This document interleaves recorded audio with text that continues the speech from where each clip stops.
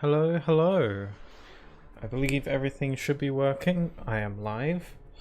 I remember to charge up my controller before the stream started, so points for being prepared. I mean, odds are I've forgotten about something, but let's not dwell on that. So, yep, I'm full charge. Wonderful. Hello, everyone. It's Sunday. For some reason that's relevant. I was going to stream yesterday, but I ended up oversleeping, and I didn't really want to stream while I was all drowsy and stuff, so decided to save it for today instead. I was planning on maybe playing some more Uncharted with Sleepy Grim, but they had a lot of work to do. They had like a assignment or something due in tomorrow, so that'll have to be another time. But I'm always down to play some more Kingdom Hearts. I do love this game after all, so sounds good? Excellent. Yeah, the sound should be all good. Let me know if at any point you'd like me to increase it or decrease it or what have you. So, last time... Oh, I still can't fly. Okay. So, last time we went to Neverland, and I think we just beat Dark Sora, or Heartless Sora, or Shadow Sora, or whatever you want to call him. I actually tried looking up its actual name in Jiminy's journal, but I don't think he's actually listed in Jiminy's journal. I looked, I couldn't find him. Wherever he is not listed under Heartless, so I don't know, maybe I'm wrong. But we just defeated him, and I think we're literally just about to fight Captain Hook and beat the final Disney World. Aside from, like, I guess, Olympus or Winnie the Pooh, I don't know. So let's do that. Let's head on up. But anyway, how is everyone doing today? Hope everyone's doing well, having a good... I hope everyone's had a good week, 'cause it's the end of the week now. Ouch. Okay, alright. It's been a couple weeks since I've played this, so I might be a tad rusty. I just almost died to a few pirates, so... You know, that bodes well, sure. Sounds great, that's odd. Shadow Sora still shows up randomly. Oh. Yeah, I'm pretty sure. Let me double check. I checked the journal. I don't think he's there. I checked under Heartless. Let me scroll over to where all the Neverland ones are. So there's Pirate. No, he's not here. Unless he's listed with the bosses. No, he's not here either. Unless he's listed under characters? No. Characters 2. Genie, Aladdin, Pinocchio, Jiminy, Flotsam, Jetsam, Sally. Zero, Winnie the Pooh, Captain Hook, Wendy. No, he's not here. That's very strange. Guess he's not good enough for Jiminy to write about him. Oh well, let's go. It's my day off, so all good. HW is done too. That either means homework or housework. Either way, good on you for finishing it. I'm actually quite nervous about next week, because I believe I might... Because I got a... I don't think I mentioned it at all, but I got a new job. It's a part-time thing. And I think I might be starting next week. It's a tad vague, so I'm quite nervous about that.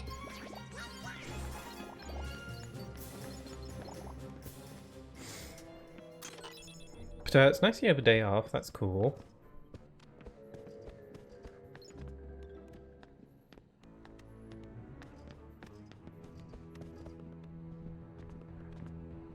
Okay, let's do it. It doesn't have an entry on the journal according to the wiki. Homework. Sound housework in a bit. Run off where? Tell me, where did he go? To the ruins of Hollow Bastion. Oh, what kind of job?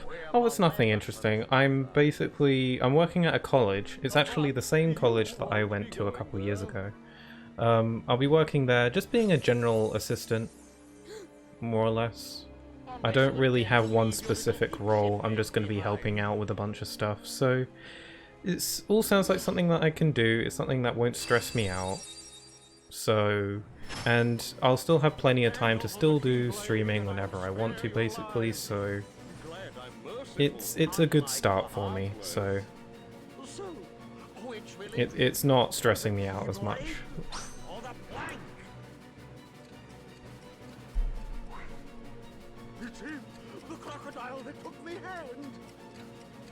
Where's the crocodile?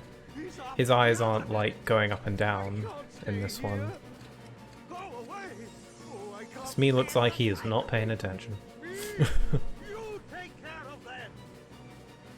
Ah, that's good, hoping it's not playing with people. I hope so too. I'm pretty, like, not good at conversing with strangers.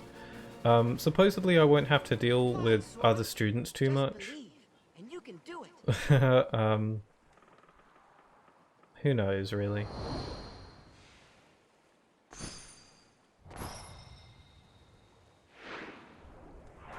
Nom.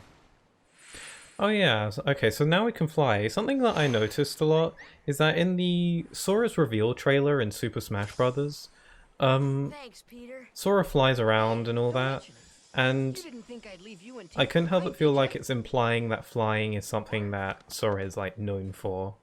When it's not really. I just find it interesting that they would make a big deal out of Sora being able to fly in his reveal trailer, when technically the only game where he does it is in this one. I guess he can fly in Days, but that's only in the multiplayer. Sora isn't canonically, like, involved in Days' story or anything. I guess he can technically fly in KH3, but I don't really count it. He doesn't sparkle or anything. You're all going down. Oh yeah. Oh yeah, I don't know if I've mentioned it, but I love Neverland's music in this game. I find it interesting that Neverland's music changes so frequently in this series. Aside from Chain of Memories, its music changes every game. Which I find interesting, but I think KH1's Neverland music is probably my favourite. It's one of my favourite Disney World themes in the game, I think.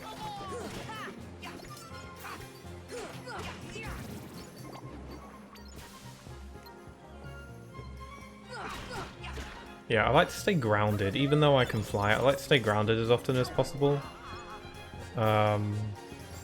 Just because it's easier to fight that way, and kind of more fun to fight that way. Ouch. Man, they do hit quite hard. I forget I'm on proud mode. It's interesting to me that Kingdom Hearts 1 doesn't have a critical mode, when most other Kingdom Hearts games does. But I've never really felt like Kingdom Hearts 1 really needed a critical mode. I find Proud Mode a decent challenge on its own. It's not like when Kingdom Hearts 3 first came out and it didn't have a critical mode at first, and I was like, man, this game sure does need a critical mode.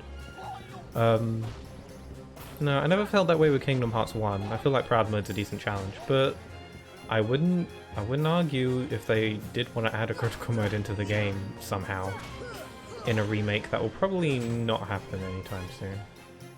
I don't think Kingdom Hearts 1 needs a remake, but I wouldn't say no.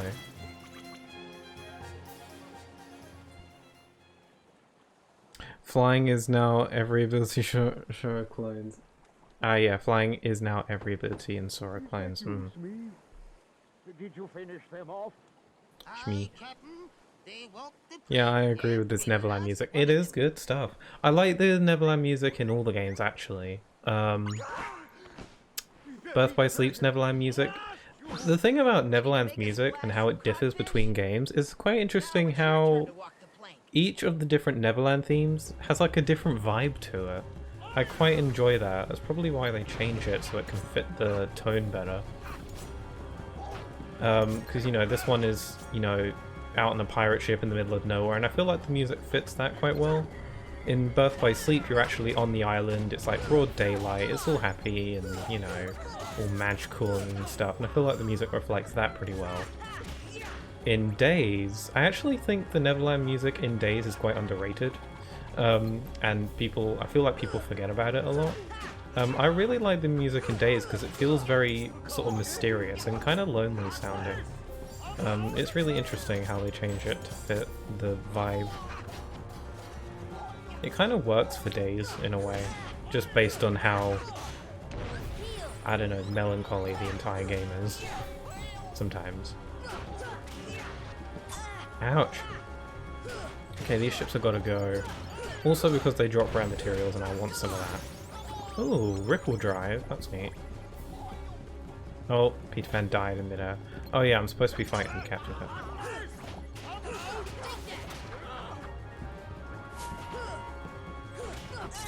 Ooh! Oh, I forget I have Strike Raid.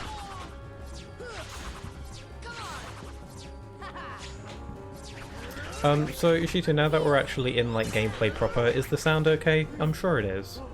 Just let me know if you want me to change at any point. It should be fine though. If it's too loud or too quiet. I think it's fine. It looks okay. Ooh, we got hit by the cannons. I didn't know that could happen. Okay, he's trying to bait me with his hook. I was about to call it his claw, but that is incorrect. I hate it when the pirates hover above the water here, because if they drop materials, then odds are they're going to fall in the water and I'm not going to be able to get them. That's incredibly annoying, because like if you're fighting a Heartless over the water in this area, and they go into the water, they're gone. You can't pick them up. They don't float above the water or anything, they are gone. Which is honestly incredibly irritating, especially with the rare Heartless that spawns in this area. Because if you beat it over the water, then you can, you know, kiss all your good work goodbye, because you're not getting that material. 9 times out of 10 you're not getting it. Which sucks. I think the materials should float above the water, because it's incredibly unfair when you miss out on them. Due to stuff outside of your control. Oh, Goofy! His nose is wiggling. Oh, he's back.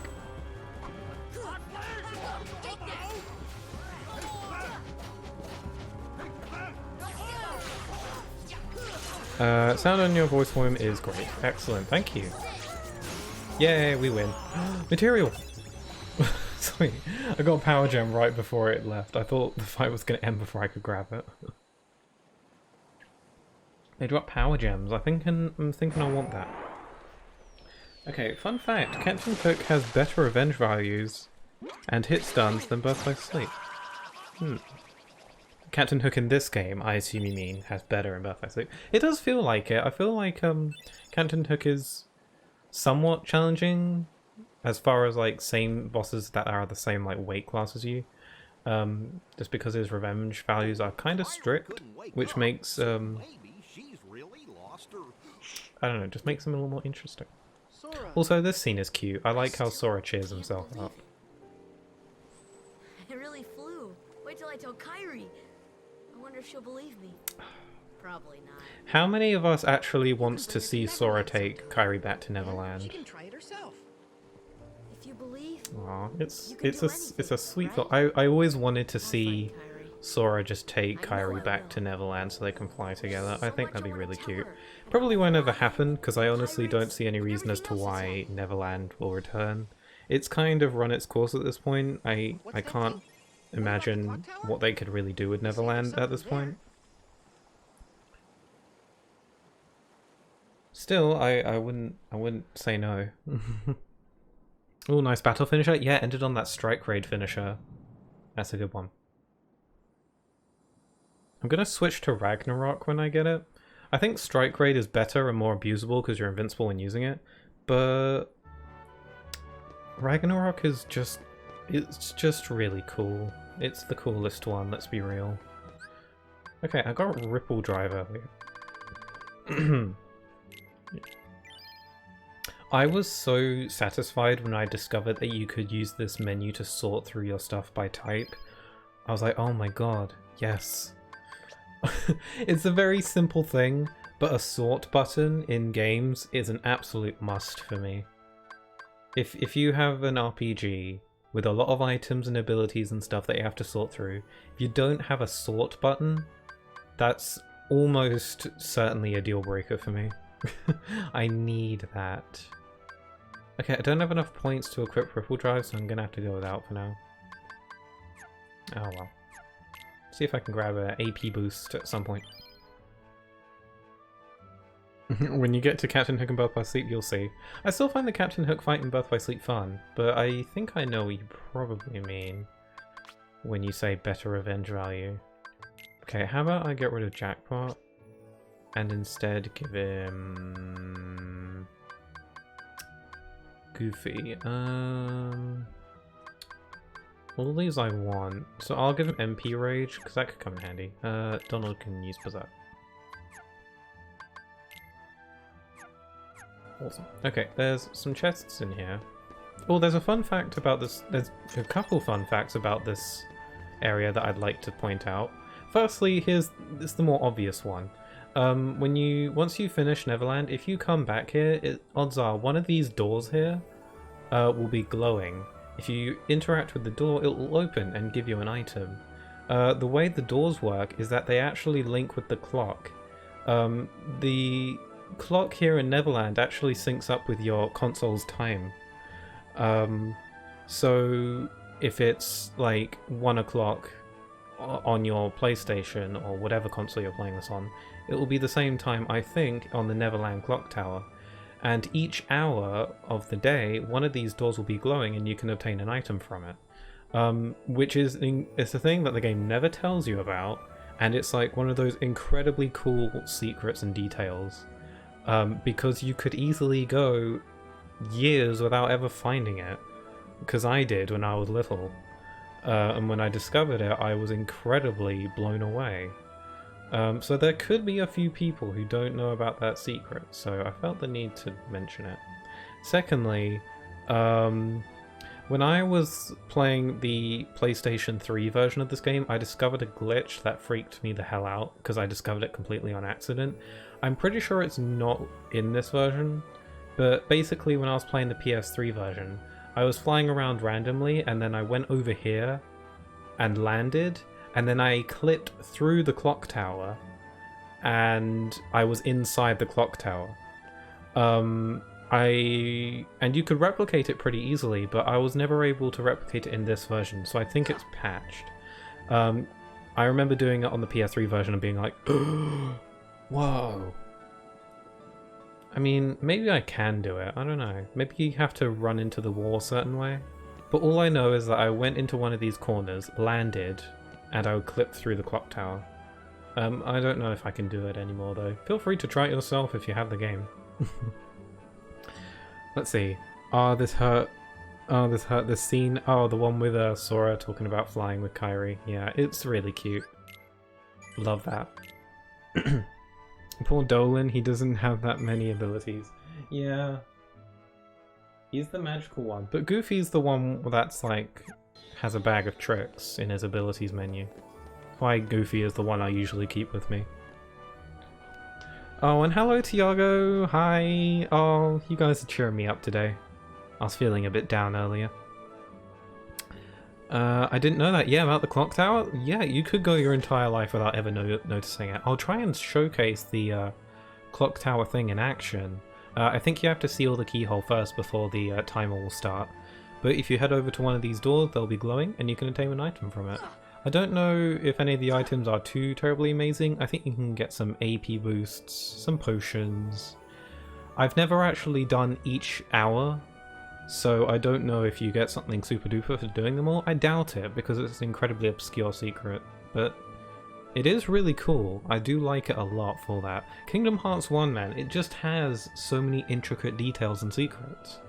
It's genuinely amazing. It's why I believe, even though I've been playing this game my whole life, I doubt I know everything there is to know. There has to be at least one or two tiny little things I don't know about.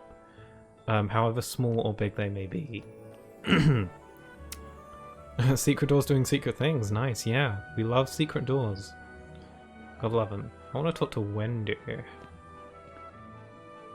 You'll find her, Sora, just don't give up. Oh. Wendy. Also, Sora is in real world London, which is quite interesting. He's quite close to home for me. Well, He's a train ride away from me.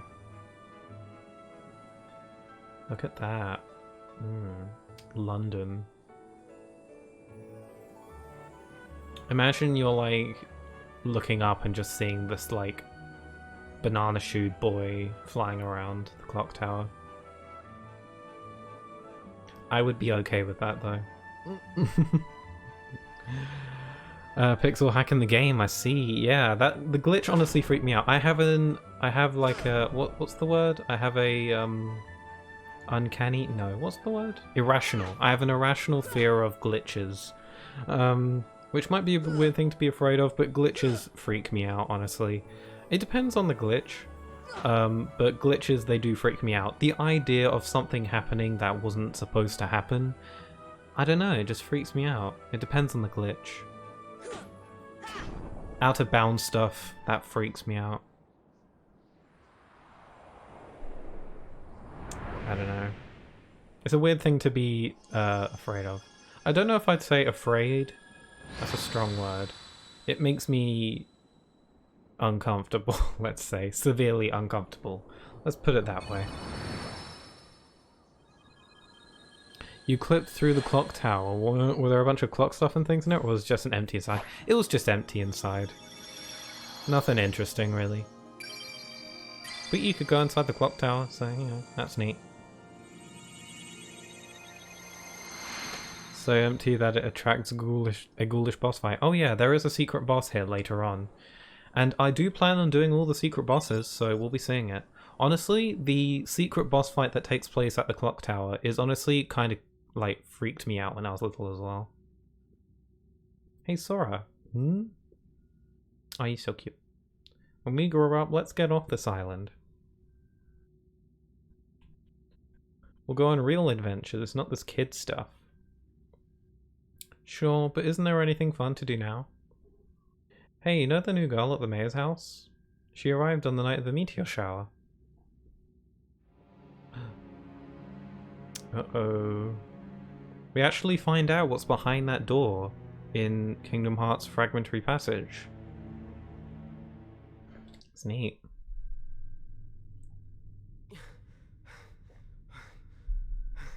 Also, Riku is doing sus stuff.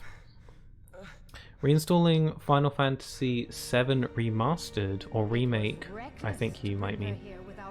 So I can actually finish it. Had to delete it a while back because space. Yeah, it's a pretty, like, big storage space amount of game. They'll go into external hard drive, so space is not a problem anymore. Great. It is real good. I hope you enjoy it. I mean, I know you were playing it a while back, but I hope you can finish it, because like, it's real good, like, the whole way through. Definitely worth finishing and seeing it to the end, I would say. Especially since part 2 is coming out soon. We still haven't gotten a trailer for it, but we should expect it soon. I've been thinking of playing Final Fantasy VII Remake on stream at some point, on hard mode, because hard mode is real fun. Hard mode in Final Fantasy VII Remake is no joke. Ooh. It's raining quite heavily outside today. I hope none of you can hear that. Oh wow, it's raining very heavily. Yeesh. Let's hope that stops soon. Peter, are you really going back to Neverland? Going back to Neverland? So. We can see each other anytime. Nice. An irrational fear of glitches? Don't blame you. Yeah. I always thought it was kind of a silly thing to be afraid of. My sister thinks it's weird. Oh, look at Sora smile. Oh.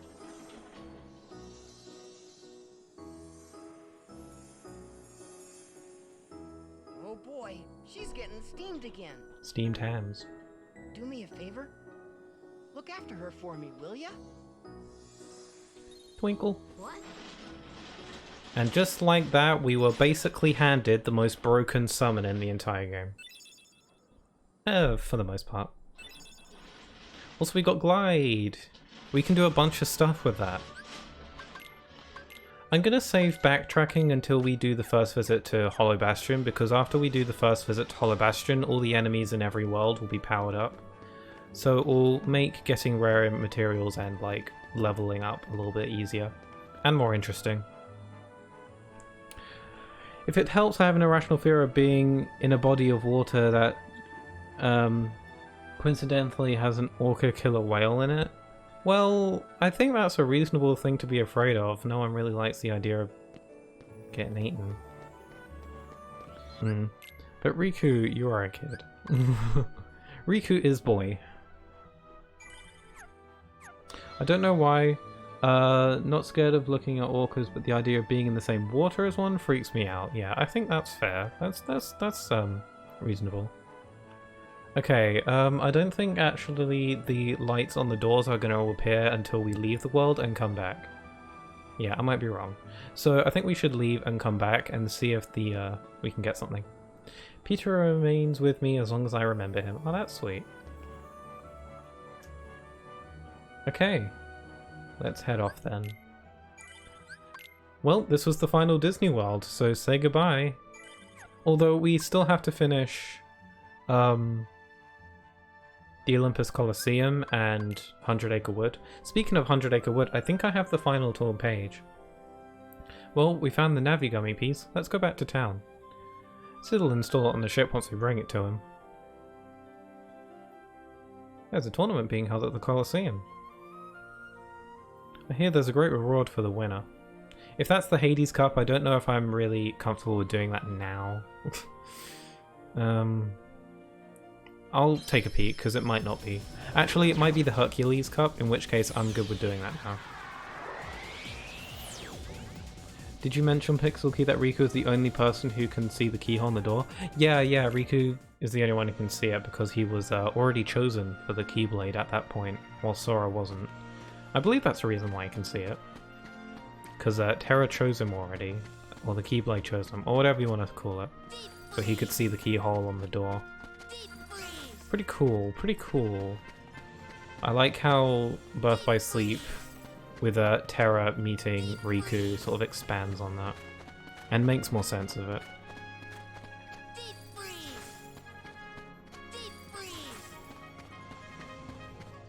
Yeah, I'll do my best to not embarrass my fellow gamers.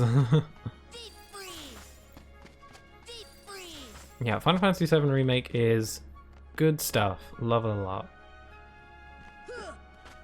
What are you playing it on? PS4, PS5, PC? All good options, of course. Just curious. Because you won't be able to get the DLC on PS4. It's only on PC or PS5, unfortunately. And the DLC is definitely good too, so... It's time to go from junior hero to real hero. Zero to hero, just like that. That's a good song. Praise Cosmo Sheep for rain. Yeah, it's raining quite heavily. I think it's calmed down for now, though. Stop giving Cosmo power. It's automatic, yeah. Understandable. Yeah, orcas are chungus whales. Wait, why does autocorrect want to insert werewolf? Whale. Maybe it's because whale wolves are a thing. Also, I wanted to bring this up ages ago, and I was probably going to wait until we got to Birth by Sleep. But if you read this thing on the wall, it gives you a bunch of rules. So, number 1, in the games, the only thing you can hurt is your pride. Fight hard. Number 2, you can forfeit any time. Fight as much as you like. 3, no summoning allowed. Fight with all your strength. Fight with your own strength. So, Phil forbids summoning during Colosseum matches. What I find interesting about that is that in Kingdom Hearts Birth by Sleep, Aqua ends up fighting Hades in one of the tournaments, and Hades brings along the Ice Titan to help him. He says that there's a rule that says combatants may call for backup, which kind of contradicts the no summoning rule. But then I thought, wait a minute, maybe the entire reason Phil implemented the summoning rule was because of Hades bringing out the Ice Titan way back when. Or maybe the Ice Titan just counts as a party member like Donald and Goofy, but who could say? Either way, these are the things that keep me up at night. And I wish I was joking.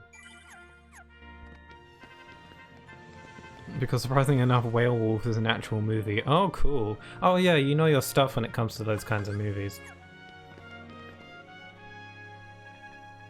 Okay, we unlocked the Hercules Cup. I don't know if I'll be able to win, but let's see what I can do. Perhaps I'm high enough level for this. The autocorrect thinks you're trying to talk about the movie.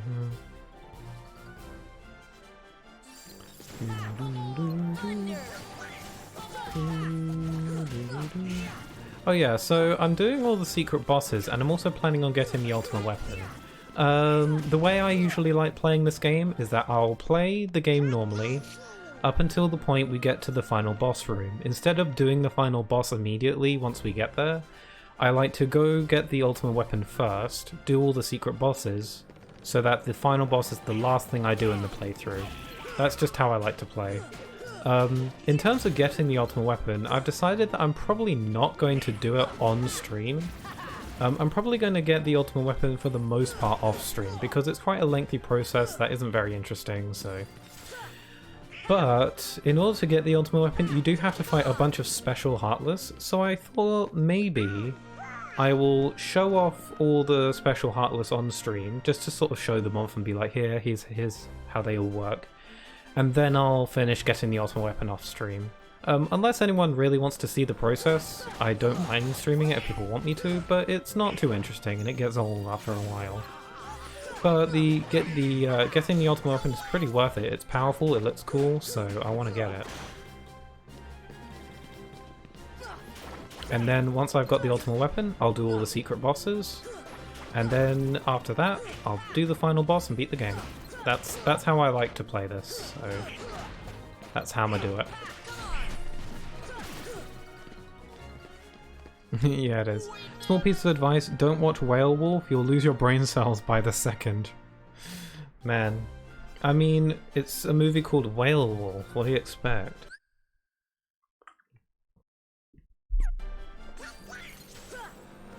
I mean, surely there's some enjoyment to be found in it.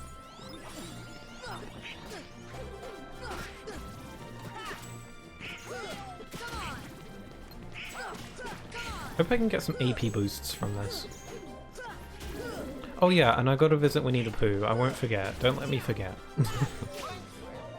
I probably won't. How could I forget my little bear? My boy. Probably because of the Ice Titan? Yeah, I figured it might be because of the Ice Titan. In which case, that's a pretty fun piece of continuity. I doubt it was intentional though. Okay, we've got these little truffles. The thing with these Heartless is that they don't actually attack you. All the Mushroom Heartless are actually super duper friendly. They just want to play with you. This one, the mini game is you hit it to knock it into the air, and you have to keep juggling it into the air for 100 hits. And if you do it all for each hit, you'll get a prize. Unfortunately, since we're in the Colosseum, Heartless don't drop materials, so we won't actually get anything aside from experience points. But it's still worth doing for the practice. So you just got to keep hitting it. I like jumping and attacking, getting into a rhythm. If you're stuck in a corner, it can be kind of tricky to hit. So I like to just keep jumping and attacking. You shouldn't have to move the control stick to do this. So just keep pressing circle and X, and you'll keep juggling them. Once you get to 100 points, the Heartless will be defeated, and you'll get a little something for your troubles. It's kind of stressful when they get stuck in a corner though, because it's quite easy to miss when they're stuck in a corner. Jump, attack, jump, attack, jump, attack, jump, attack, jump, attack, jump, attack. Okay, we're about halfway through, so another 50 hits. So yeah, he won't drop any materials because enemies don't drop materials in the Colosseum. Unfortunately, that was close. But you do get a ton of XP for it. So it's still worth doing, and also it's good to get some practice. This is definitely the easiest Mad Truffle in the game because you're in a wide open area with no, like, platforms or anything. Oh, I got some AP, just what I wanted. So this is the easiest one. These Heartless are pretty rare though. It's pretty unlikely that you'll get them to spawn unless you're really going out your way. They can spawn in Halloween Town. They can also spawn in Neverland. I don't know any other places they can spawn. Actually, no, they can spawn in Monstro. And there we go, 100.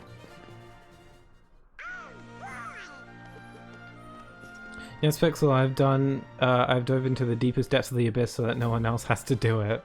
I recommend wearing one of those aluminium foil hats to stop the movie from stealing your brain cells. Clever. You clearly know your stuff. Okay, Cloud, it's redemption time. When I fought Cloud the first time, I lost. So this time it's time for payback. Oh my god, he hits hard. He doesn't stagger when I want him to. I have guard now, so that should help. Oh crap, you'd think so. Better cast arrow for some protection. Ow. Also, I can jump behind him to get the upper hand. Come on, Cloud, stop using cheats. Oh, sweet. Okay, I can block his sword swings to make him stagger. Like that, and then go for the attack. Okay, having guard honestly changes the game quite a lot. Oh crap. He's flying. I wonder why Cloud has a wing. I'm not too familiar with the entirety of the Final Fantasy VII universe, so I don't know if any of the games or spin-offs or whatever Cloud gets a wing for some reason. I know Sephiroth has a wing, because that's kind of obvious. I have some knowledge of Final Fantasy VII, but my knowledge isn't as extensive as others. I know the gist of the plot, and I know some of the other games. Oh, I won.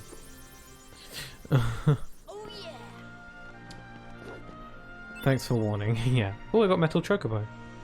There is, but the enjoyment comes from making fun of the weirdness of the movie with a friend or something. Yeah, well, I mean, that's what it's all about. The best way to experience those kinds of films, I think. Good or not. Also, we got a bunch of Renegade Heartless. That's a good word. Word of the day, Renegade.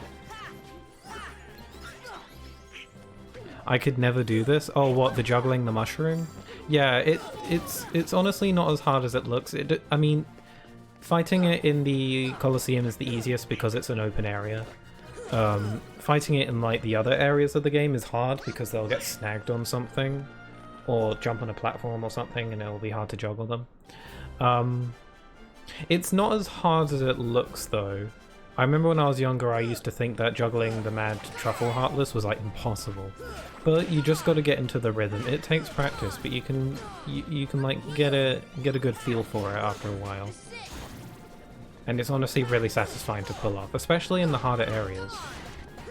I have been able to beat Mad Truffles in Halloween Town and Neverland before. It's not easy, but it is possible. And it feels incredible when you do it, so...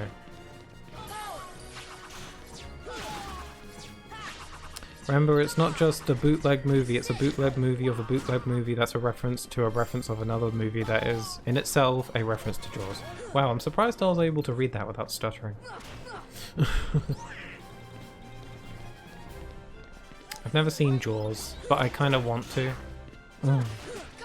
I'm not a big movie person. But you know, I have my exceptions.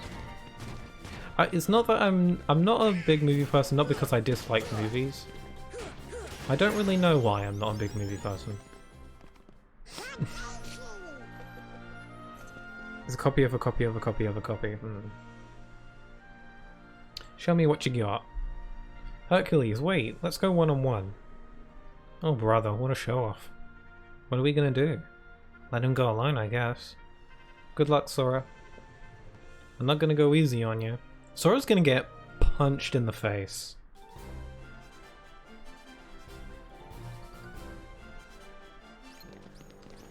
I still think Cloud is a tougher fight than this. You can just chuck him with a barrel, deplete his godly powers, and then go for the kill. Hercules' showboating makes him weak. Also, barrels apparently make him weak too. Bonk.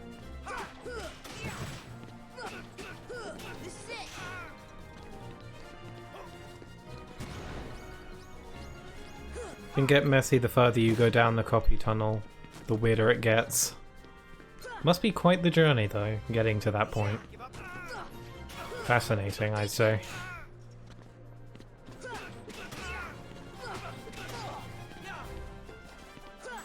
Oh, okay. He does this tornado attack. You can either jump and glide above him to avoid the attack, or you can guard like I did. Gliding's a little risky because you slowly go down when doing it. He tries to fake you out by going near you and then going away from you. So it's hard to time your guards when he's doing that tornado spin attack.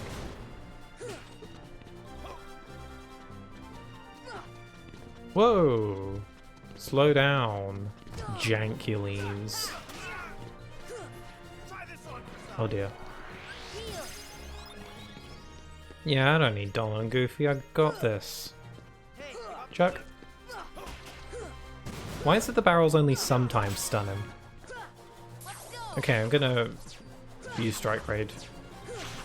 Don't want to risk it. There we go. Nice. It's like if you try to clone a clone with a clone. Oh damn it! I lost the message. We're the champs. It's like if you tried to clone the clone of a clone that is also a clone in of itself. Yeah. I'm gonna stop now because I might lose myself in the abyss again. Wise. Wow! And I didn't even hold back! Oh, this scene is nice. I like it. Oh, you're uncoordinated and miss in the seconds after second swing. Mine comes from Donald and Goofy. It's hard to get the rhythm down. It also depends on the area. We're unbeatable.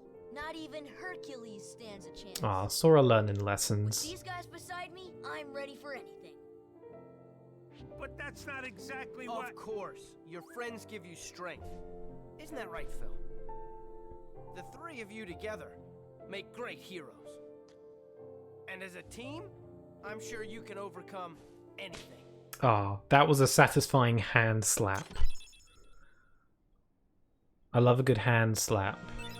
Don't take that out of context. Okay, let's see. I'm gonna go with Olympia. Here's a fun fact. I'm like 90% sure that from the original PlayStation 2 version to the HD Remix version, they changed some of the stats of the Keyblades. Because I specifically recall Metal Chocobo being higher strength than Olympia, but in this version Olympia is higher strength. Don't know why they changed it. But that's not the only Keyblade where the stats were changed. I recall in the PS2 version, Oblivion being higher strength than Divine Rose, or whatever it's called. But in this version, it's the opposite, so I swear they changed some of the stats. Don't venture there, come back, Diago. Coming back to the surface, I watched Encanto yesterday. Oh, cool, it was pretty enjoyable. I won't not front of it. I watched Encanto recently too, because my mum watched it. She told me that it was friggin' amazing. And my sister watched it, and they told me it was amazing. So I was like, well, I gotta watch it now. And I did, and surprise, surprise, I loved it. It was really good. I really enjoyed it. Would love it for it to be a Kingdom Hearts world. I think it would fit quite well. I want to explore that town. I want to explore the house. Especially with all like the doors and stuff. I think that would work for Kingdom Hearts quite well. You know, doors. Kingdom Hearts does that kind of stuff with the doors and the keys and, you know. And how all the rooms in the house are like their own little world. And I think it would work really well as a Kingdom Hearts world. So I would love to see that. Also, movie good. That's the gist. I would recommend. Songs are catchy. I'll revisit the Abyss probably in 2023. Yeah. Strongest demigod, but vulnerable to wooden barrels. Everyone's got a kryptonite. Apparently, Hercules is barrels. Alright, now that we're in Travis Town, we have Glide. I also want to remember to drop off any puppies. Let's do that first. And I also want to check the synthesis shop. I'll check out my gummy ship. And I also want to see Winnie the Pooh. Because I miss my boy. Oh god, we got Monkey. Oh no. Hercules, I'm the strongest, but that barrel scares me. I'm cry. Too late. Encanto was good. I didn't like the singing, so I was able to skip them. I mean, that's fair enough. The songs aren't for everyone, I get that. Okay, so we got to fight this monkey. This is one of the special heartless. What sucks is that in one of the previous streams, I was able to successfully beat the monkey, except for some reason I was incredibly unlucky and they didn't give me the rare material it drops, because there's apparently a chance that that can happen, even though I was able to beat it. So that was absolute bullcrap, so let's hope that doesn't happen again. I'm gonna try and beat it. It's kind of tricky, but you get stuff for doing it. I'd recommend casting Stop. It's a pretty good way to get ahead, but it's also pretty risky too.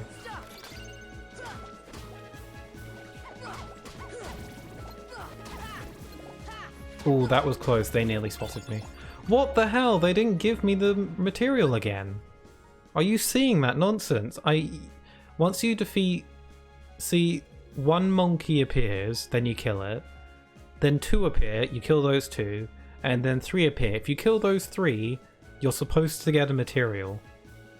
But for some reason, they didn't give me one. Once you defeat the three, it cycles back to one again, except it's harder to defeat them this time. So...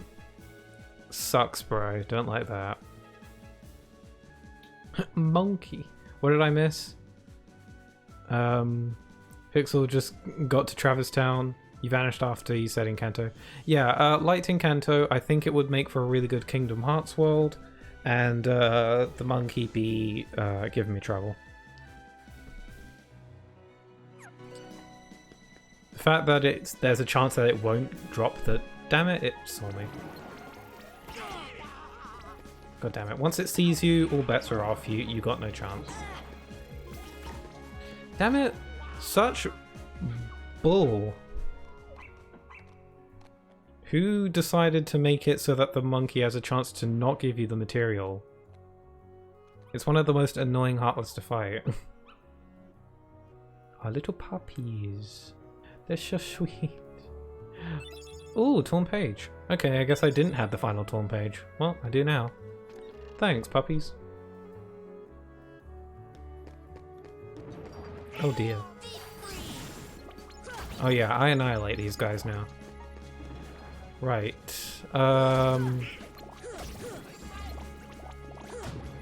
Let's head to Winnie the Pooh, see what he's up to. Most traumatizing monkey I've seen in gaming was the giant monkey from Sekiro.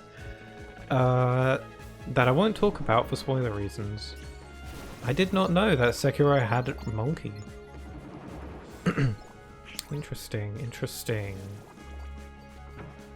Oh yeah, has anyone seen the Cuphead show? It was just released on Netflix. Sorry, randomly got onto that topic.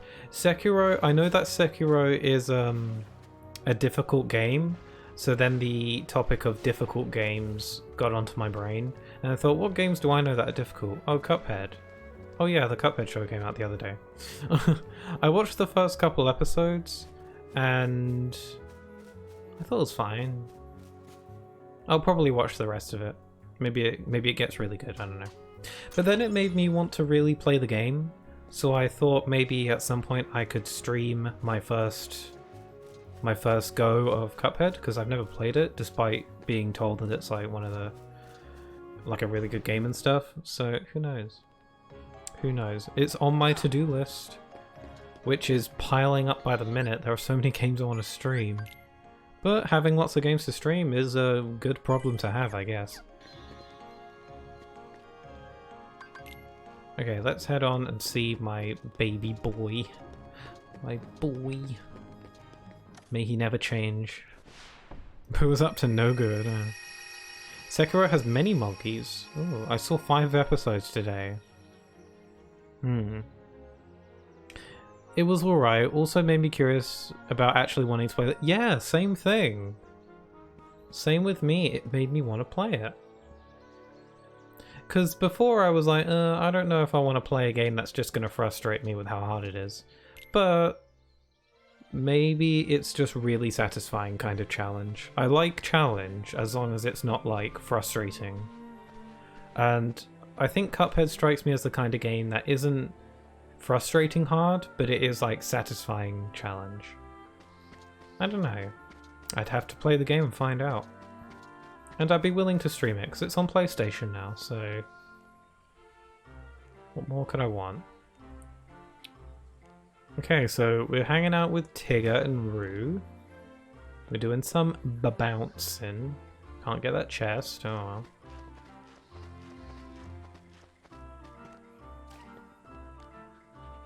This here's my bouncing spot. We can bounce all around here all day. Nothing beats bouncing. You want to bounce too, Sora? It's lots of fun. Okay, I already have the ability high jump, so I can bounce with the best of them. Okay. Spoil away. It was right, yeah. You sure about this? Once you learn the truth about the monkey, you can't go back. I'm willing to accept the truth.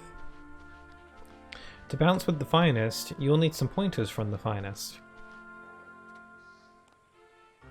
But Al, you don't bounce around like we do.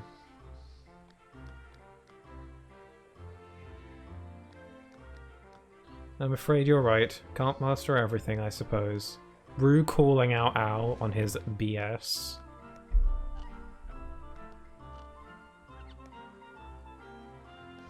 Bounce this way, please. Don't you mean swim this way? I am actually really excited to get to Atlantica in KH2. When I did my level 1 run for KH2, I specifically avoided going to Atlantica. But now I'm ready. Because honestly, I find Atlantica in KH2 enjoyable. Not because I think it's like good, it's just really entertaining. And it's easy. It's not hard, it's really easy. Ah, splendid. Here's something in return. Alright. Oh yeah, Owl will give you... Owl will give you rewards and and prizes for bringing him some of the rare nuts scattered around this area. Why does he want rare nuts? The hell if I know. I'd rather not ask questions.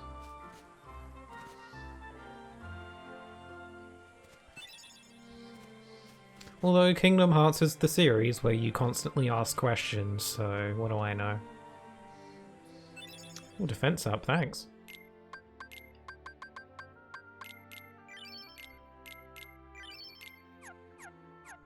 Since you asked, I'll spoil out one of the monkeys. Okay, spoilers for Sekiro. Monkey-related spoilers for Sekiro. I did not know Sekiro had monkeys until just now, so...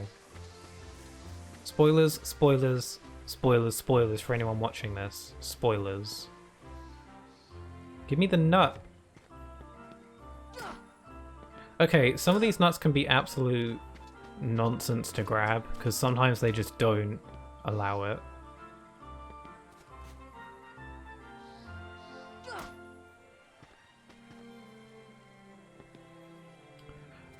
There's this big monkey called Guardian Ape that you fight in this semi-open marshy area.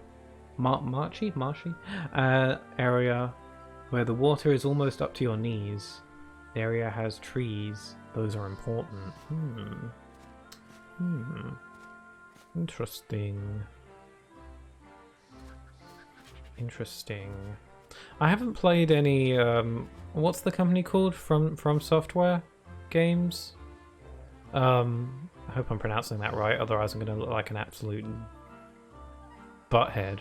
Yeah, I said it.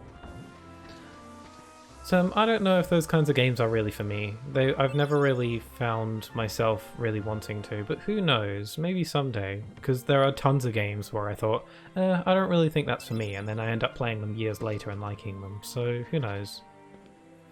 I've been broadening my horizons when it comes to games lately. In recent years anyway. Trying out games that I would usually have passed up before. And ending up liking them, so... there's that new game, Elden Ring, that a lot of people seem to be really excited for, so who knows. Give me your nuts. There we go. Don't take that out of context. So Guardian 8 towers over your character because he's like 3-4 times bigger than you. Damn, that's one big monkey. That reminds me of the Kirby and the Forgotten Land trailer, because there is a big old monkey in that game as well, from the trailer anyway. I'm super excited for Kirby. Very much looking forward to that game. It will be my first Kirby game, so I'm excited to get into it. And I'm definitely going to want to stream my first impressions to the game because, oh my god, someone followed. Hello, Night Echoes, that's such a cool name. Hi, nice to meet you. We're playing Kingdom Hearts 1, where I marathon through all the Kingdom Hearts games for my Kingdom Hearts marathon because we love Kingdom Hearts up in here. We're still at Kingdom Hearts 1, but we're making our way through it. If you want a little bit more information about this marathon that I'm doing, you can find it on my channel page in the About section. I meant to have a chat command to explain all that, but I forgot to include it. Where are them rare nuts at? Man, I'm saying some dangerous stuff. Kingdom Hearts, that's why I'm here. I am marathoning all the Kingdom Hearts games on my own stream too. Just started KH3. Best game series ever. Oh, well, that's always nice to hear. Always nice to meet other Kingdom Hearts fans. Tell me, which game's your favourite? Because mine would be Kingdom Hearts 3. Divisive to some, but I really enjoy it and I love it a lot, so... I mean, I love Kingdom Hearts 1, 2 and 3 equally. Ooh, neat. But if I had to pick one, it'd probably be 3. It's just so fun to play, you know? Okay, did I get all the nuts or what? I don't think I did. I forget how many there are. He tells you when you have them all. Yeah, there are still more around. I don't remember where they are. Boy. Sorry, I was driving now. I'm at the park. Kingdom Hearts 3 is my favourite. Best on gameplay, world design, almost every aspect. Cool. Great, it's so nice. I get fed up of people saying that Kingdom Hearts 3 is bad or something. It's upsetting that some people actually think that. There are genuinely people out there who would claim that Kingdom Hearts 3 is the worst game in this series, and I'm like, are you listening to yourself? It's okay if you don't care much for the game, but you can't tell me it's the worst. Sorry. You must be crazy if you think that. Do-do-do-do-do-do-do. Orichalcum. Look, all these nuts. We couldn't have done it without you. Okay, I got them all. Neat. Okay, let's do some bouncing. During the fight, there's an opening that you can use to defeat him by decapitating him using a sword stuck in his back to neck area. Ooh, that sounds really cool, actually. Welcome in. Hello. Hope you're having a good day and evening. Yeah, give a night a nice warm welcome, you guys. Thank you. Destroying Monkey, I see. Are you going to marathon through Chain of Memories, BBS, etc., or just 1, 2, 3? Oh, I'm playing through all of them. I'm playing through them in release order, pretty much. So KH1, Chain of Memories, Kingdom Hearts 2. I forget which comes after that, Birth by Sleep or Days. I get those two flipped around. One or the other. Oh, whoops, I completely messed that up because I wasn't paying attention. Whoops. You got to match Tigger's bouncing pattern. The first one's really easy, I just wasn't paying attention.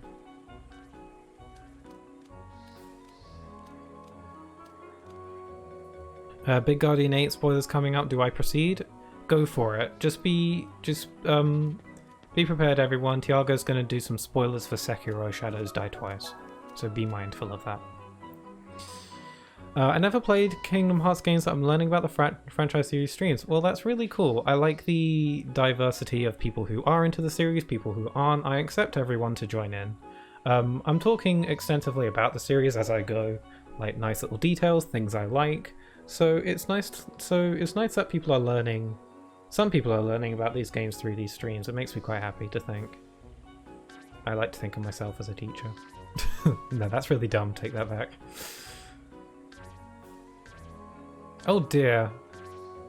Oh man, I've already forgotten the pattern. Okay, so we went to this one, this one, this one, this one, this one. There's a minigame similar to this in Chain of Memories that's even harder in my opinion. There we go. Sora does his little fist bump animation, like that.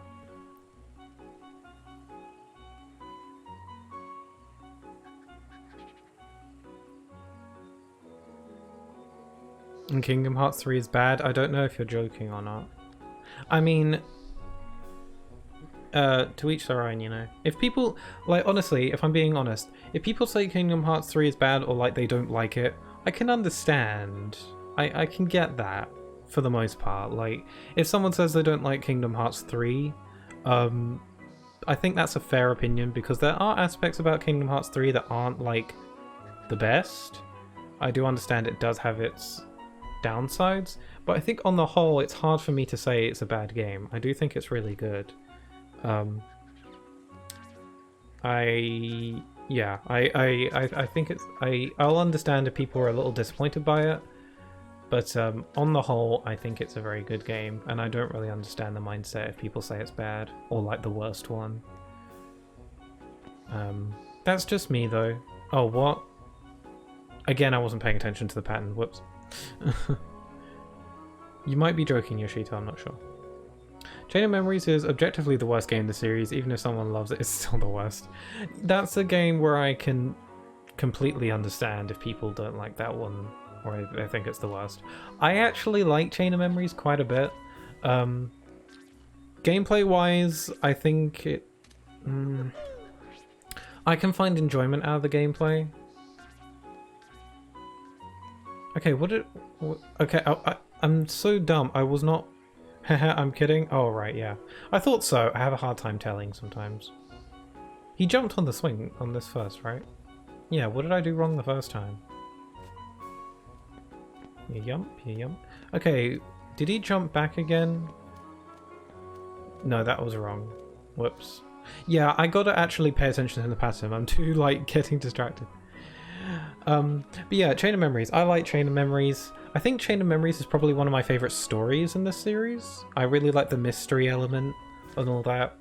I like the characters, the interactions, the confrontations within the castle are really entertaining to watch. Also, that final boss music is to die for. It's incredible. I gotta crank up that music when I get to it. But in terms of gameplay, I completely understand why people don't like Chain of Memories. It's a completely fair opinion to have. I understand why people don't like it. I can find enjoyment out of it. Even though it's not my favourite combat system in the series, I can still find some enjoyment from it. Yes, I want to learn more about Monkey. Yeah, same.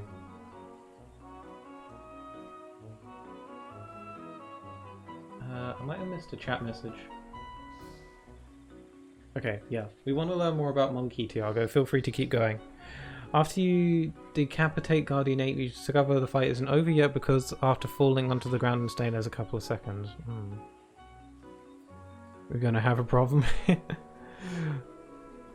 JK, yeah.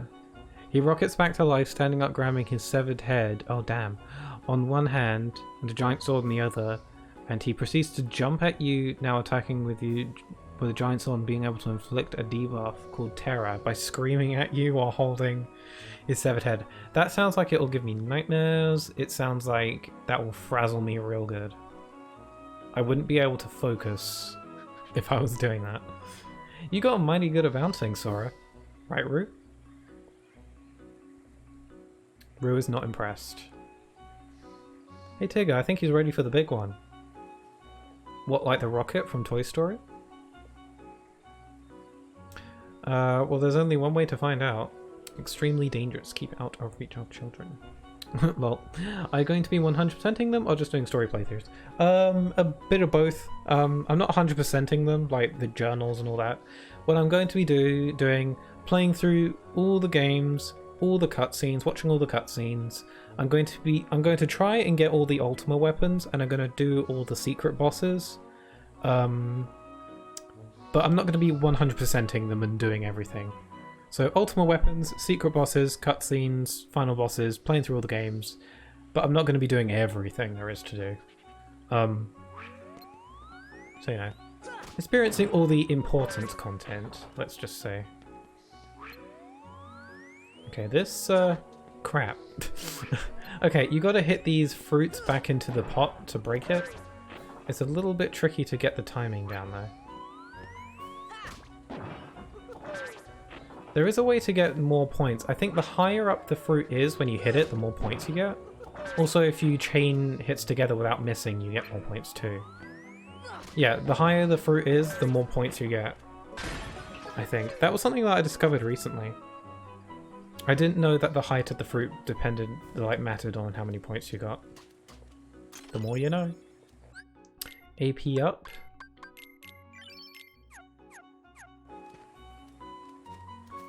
Here's my bear friend. What's he up to? This tree doesn't have honey, I see. No, afraid not, my friend. Let's go try the seesaw.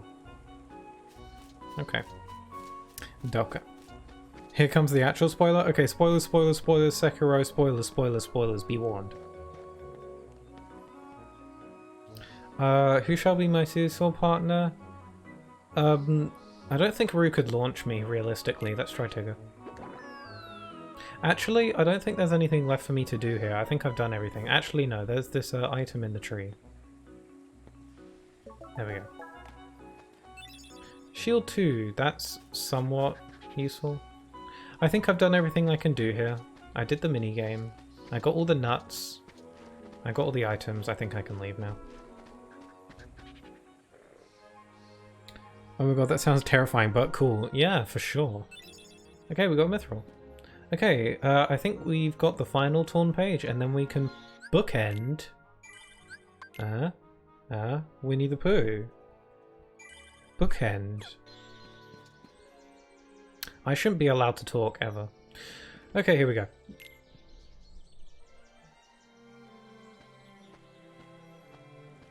We actually learn more about this game on your streams than YouTube. That's really cool. It's nice to know that, because like, I want to share everything I know and love about this series, and doing that on stream and then people actually like learning stuff, that's fantastic. I love that. Like the clock tower tidbit, which I forgot to go back to, by the way. Gotta remember to do that. Yeah, being able to gain secret items from the Neverland clock tower, depending on the time. That's something that I bet a lot of people didn't know. I mean, I'm sure tons of people do know, but there are bound to be some people who don't. Shh, quiet, or they'll get away. Who? The people who took everyone away. See, their footprints. We were all sticking together, make sure no one got lost again. But then I saw some footprints that needed following, so I did.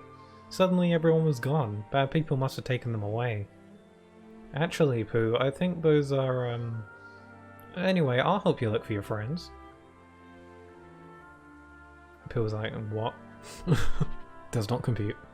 After you kill him the second time, you discover that Guardian Ape was dead all along, and he was being puppeteered from the inside out by a weird parasite centipede, because you can only stop coming back to life when you kill the parasite controlling the dead body of the giant monkey. That's pretty creative. I mean, it's kind of absurd, but really cool and creative. I don't mean absurd in a bad way. He's Eeyore. Kind of upset that Eeyore isn't in Kingdom Hearts 3. Oh well, he was kind of replaced by Lumpy, the elephant. Oh well, can't have everything. Eeyore? Hello. Oh, he's just sitting. He's cute. What are you doing?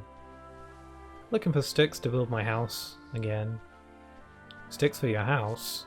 This place already feels like a house. Sora, you're standing in mud. That's the first thing that comes into my mind when Sora says that. I don't want to live here. Seems like a great spot to gather everyone once we find them. Okay, now we've got to run around and look for Pooh's friends. Well, unfortunately, we have to chauffeur Pooh around. we can't actually interact with Pooh's friends unless Pooh is with them. So we've got Roo up here. There you are, Roo. Jump down, I'll maybe catch you. Oh, never mind. I tried my voice. I need to drink some water, I think. Long story short, Guardian Ape was a zombie all along, and there's a chance that there might be more zombie monkeys. Can't confirm because I didn't progress enough to actually encounter another giant zombie monkey. What in the Resident Evil? Yeah, that sounds pretty Resident Evil-ish, doesn't it? Based on my limited knowledge of Resident Evil. That sounds cool. It does sound really cool. So if you like Chain of Memories... what is your least favourite game in the series? Interesting question. That's honestly really hard because I'd rather not... Oh, my time's going even though I'm in a cutscene. I was so busy trying to bounce I forgot to watch where I was bouncing. Okay, so what's my least favorite? I guess... That's really tough. In terms of story, probably Recoded. In terms of gameplay, probably Days. But I don't think any of those are, like, terrible. I don't think any of the games in this series are terrible. I think they range from good to fantastic. But that's just me. Agree to disagree, perhaps. Wabbit. Al looked so intent on something, well, I just had to follow him. But then Al flew off into the sky and there I was all by myself. Al's a douche. Kind of feel sad about Guardian Ape because we'll never know his actual personality. Maybe we could have been friends if he was alive. Aww. Poor monkey. Okay, Pooh. Over here. You grab onto these flowers that attract butterflies for some reason. It must be a reference I don't get.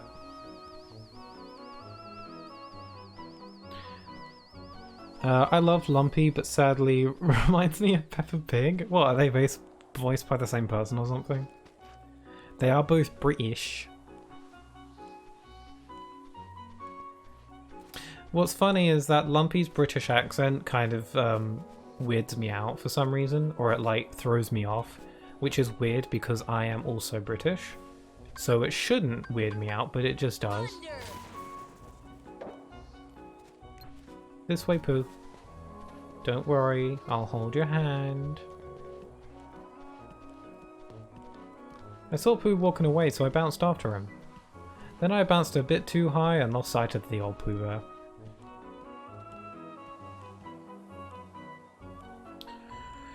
That's enough Sekiro random game trauma for today.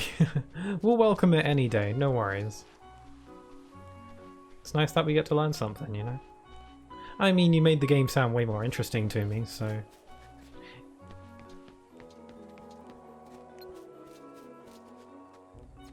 I mean, if I were ever to try a FromSoft game, maybe Sekiro would be my first choice. I don't know, Melody of Memory is pretty terrible. I mean, I actually really like Melody of Memory. It's another game where, yeah, I understand if people don't really care much for it. It is a completely different genre than what people are used to. But I really like the music in Kingdom Hearts, so having an entire game dedicated to it is a plus for me. And the development of Melody of Memory didn't really take away from the main games because it was made by a different team. So it's just a nice little game to just have, you know? I like the music, so having a game for it makes all the sense to me. But to each their own, I understand. I don't know where we are either, Piglet. But if we go back the way we came, we should find home. Aww. Aw, little pigwit. Okay, and Owl's over here, who doesn't want to sit still for some reason. Okay, we'll just wait for him to come back, I guess. I completely forgot about MOM. Oh, Tiago, you redeemed posture check and hydrate. I will hydrate. Oh wait, Owl's coming back. Gotta catch him. Here we go. I thought I'd better have a word with Rue about this bouncing. The next thing I knew, quite to my surprise, I was lost too. You can fly. So much for being the smart one. Oh, who am I missing? Oh, right, Piglet's down here. I gotta get Pooh down here too. How do I get Pooh down here? Or do I have to? Yeah, because of the British accent. Oh yeah, I've hydrated and my posture is doing good. Thanks for checking. I got scared when everyone disappeared, so I hid. Aw. I'm still not sure if I'm going to play Melody of Memory for the marathon. Trying to commentate and talk over a rhythm game is kind of difficult, but I do really like the game, so... And it does have important story information in it, so... I'm leaning more towards probably, yeah, I probably will play Melody of Memory at the very end of the marathon. But we'll have to see. I might change my mind. Yeah, because the British accent, and I would have loved Melody of Memories in the 3DS, kind of like the Elite Beat Agents playstyle. Ooh, that's interesting. And we're all together again. Oh, I like this cutscene. It's quite sweet. I didn't know what to do when I was all alone. Oh, Piglet, you gotta be brave. Piglet. You weren't lonely at all? Lonely? Are you kidding? I'm a Tigger. The most wonderful thing about Tiggers is I'm the only one. The Tigger movie would like to have a word with you. Friends are awfully fun too. Tigger movie is like crazy sad. Kinda. I used to watch Tigger movie when I was little. I remember really liking it. Aw, look at your scrunched up What are face. you thinking about now? Oh, well, I'm just thinking about what to think about. Aw. Well, I'm off. Sora, where are you going? I'm gonna go look for my friends. They're waiting for me. Won't sound back again. Oh, bye bye. We'll see you soon. Unfortunately, Pooh will develop amnesia, but you know. Also, Rabbit's looking really weird. Rabbit was making a weird face in that shot.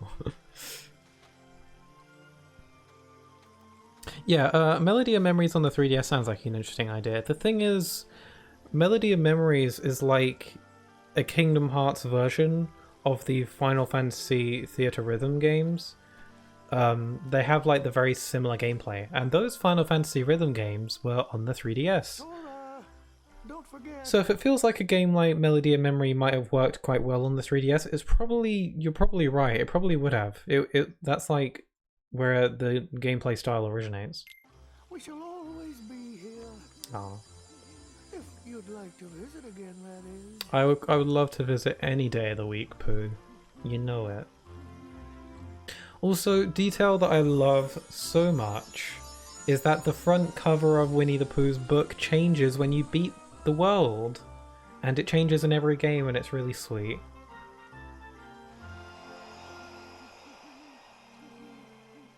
Like, aww, look at that. Oh, the music box. Honestly, I'd recommend starting with Hollow Knight. I gotta try Hollow Knight sometime. Oh. I think the front cover of the Kingdom Hearts 3 Winnie the Pooh book is probably my favourite, closely followed by the Kingdom Hearts 1 front cover for the book. Unfortunately, Kingdom Hearts 2's front cover of Winnie the Pooh's book, I like it, but it's not my favourite. It's my least favourite. So you can get used to the type of games that where save healing spots respawn, all enemies are dying makes you money for where you die, till you go manually and retrieve it where dying before covering you in the game currency makes you permanently disappear. Yeah, those kinds of games.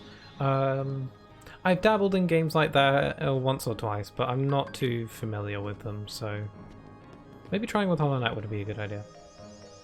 I don't know if Hollow Knight's a game I'd want to stream an entire playthrough of, but I would be down to maybe stream like my first impressions. Because I want to do more first impression streams like I did with Pokemon Legends Arceus. Because I think those would be fun to do. It'd be nice to watch those streams back years later and be like, ah, I remember playing that for the first time. I can watch it right here. I want to do that for the next Kingdom Hearts game. Sorry for the long message. Oh, never you worry about that. It's all good. Okay, so Winnie the Pooh's done, and we've got some sweet memories. So, not the Keyblade, I mean we've got literal sweet memories of playing with Pooh.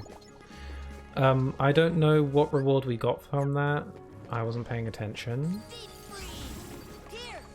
but I've got something, so. Okay, before we leave, I'd like to quickly check up on my gummy ship, the trash boat. We can see if there's anything left to synthesize. I mean, I know there are stuff to synthesize, but let's see if we can actually do any of it. Okay, let's see. We can make this dark ring. That's cool. And that's about it. Okay. Dark ring. We have a dark ring now. Winnie the Pooh definitely fits the Kingdom Hearts series. Yeah, a lot of the messages. It works, it works. It's really wholesome and sweet and I love it a lot. It's a shame because as much as I don't want to say it out loud or admit it, I think it's kind of unlikely that Winnie the Pooh will return in a future game. I'd be surprised if it does. As much as I want it to be, I kind of don't think it will return, which is really upsetting. I just don't really see what else they could really do with it at this point. I feel like I don't really know what more they could do. And I wouldn't want Winnie the Pooh to get stale. You know what I mean? It sounds like a bad time for me. Just don't die. Yeah. That's the way. Just don't die. Just don't do that. That thing called dying, just maybe not do that. Just checking through my equipment just to make sure everyone's good. Okay. Okay, let's check on my trash boat. Game dev detail. They have wallet covers for the Winnie the Pooh and Sora. Ah, that's great. I've been meaning to get a new wallet because my wallet sucks. It's way too big. Looks like you found the other one. Let me see it.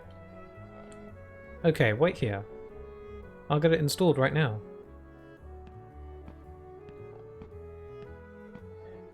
If possible, I'd like to see more Hollow Knight streams aside from the First Impressions one.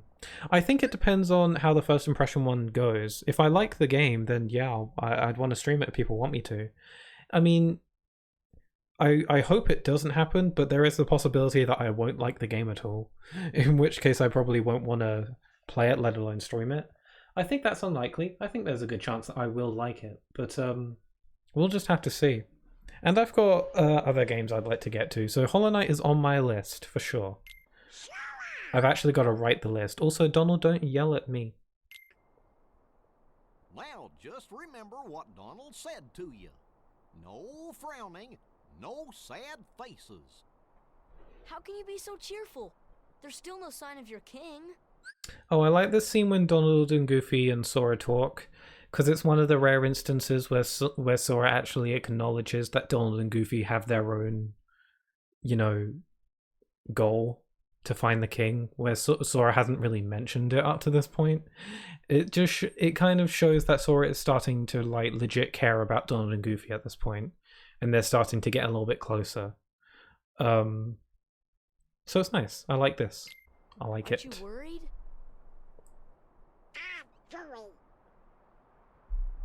The king told us to go out and find the key bearer, and we found you. Yeah, KH2 book cover is kind of meh. 3 is good, but definitely this game cover is my favorite. That is very understandable. Honestly, maybe the 1 cover and the 3 cover is probably about neck and neck for me. It's really hard. I would change on a whim, honestly. They're both really good. The one from 2 is good, just it doesn't make my heart melt like the others do.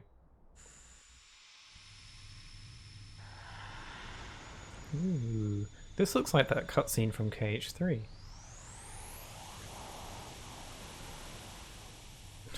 I always die. Death? Never heard of it. Yeah, same. Neither have I. We are good friends, yeah. Aw, that's nice.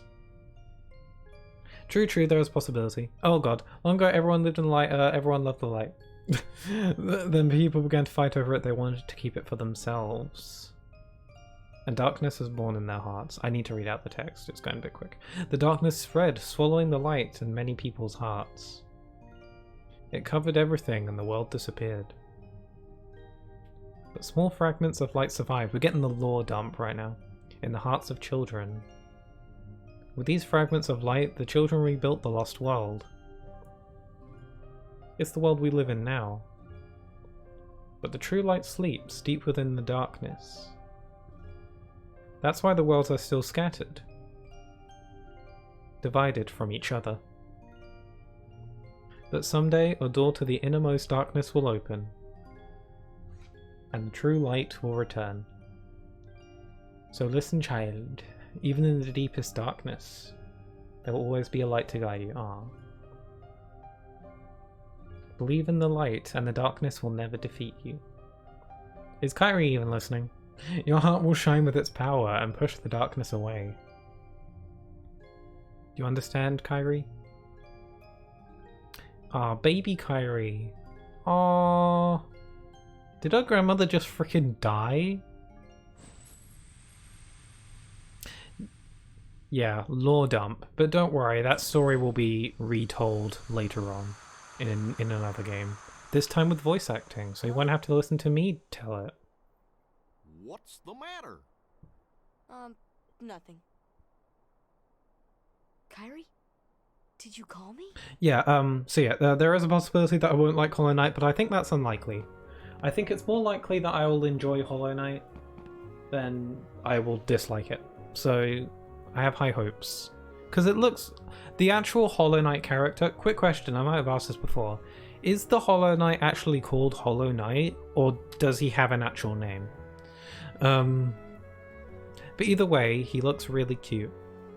And he has a little dagger, and a little cape, and he's got like 2 big eyes and he's cute. I installed that navigation gummy, but you know, that place is crawling with Heartless. Don't say I didn't warn you. Yeah. Here, take this along. Yeah, I'm not going to use that. I can't say for spoiler reasons? Oh, fair enough. Okay, no spoilers.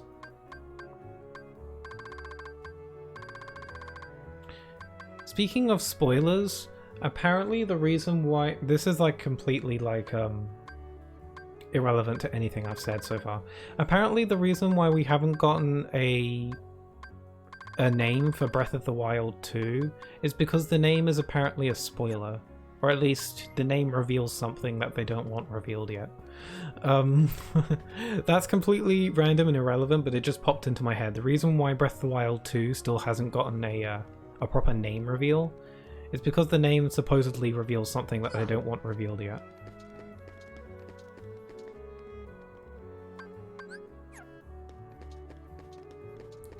Let's see now. Is there anything here I want to do before I go? I've checked on puppies. I've seen Pooh. Anything else I want to do here I can do later. Ooh, before we head off to Hollow Bastion, I want to quickly go back to Neverland and check out the clock tower, because I forgot to do that. Alright, let's head to the new world. Hold on, Donald, we don't know what's out there. Why don't we revisit some other worlds first? I'm sure we'll find some new items. Yeah, I'm not doing that. I like to backtrack to all the worlds after the first visit to Hollow Bastion. A, because after you do that, all the enemies in all the worlds power up. And so you get to fight stronger enemies in all the worlds. And also because you get the White Trinity by that point. So it's just more convenient to do it after that. Dang, I want some more spoiler soup. Yeah. Oh, random fact about the current game? Damn it, I came up with a good random fact the other day, but I've forgotten it.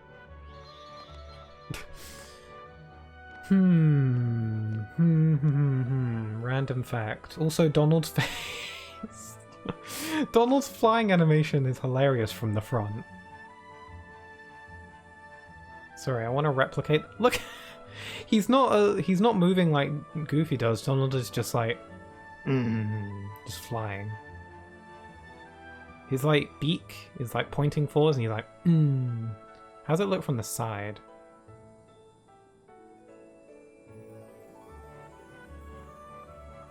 I can't see.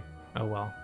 Okay, one of these doors should be glowing now, unless otherwise people are going to think I was lying. Don't want that. Ah, here it is, see? This door is glowing, so that means that if we open it, we'll get a reward. If we take a look at one of the clocks, because all the clocks say midnight except for one of them, which is this one. So this one, I believe, is accurate to the real world time. Let me check. Oh, it's actually not, because it's 10 to 8, which this is not. Unless the time on my console is wrong. Oh, it's not. Okay, so maybe the thing I said about the time matching up with your real time wasn't technically true. Maybe it wasn't the PS2, but they couldn't replicate it for the HD remixes. I don't know.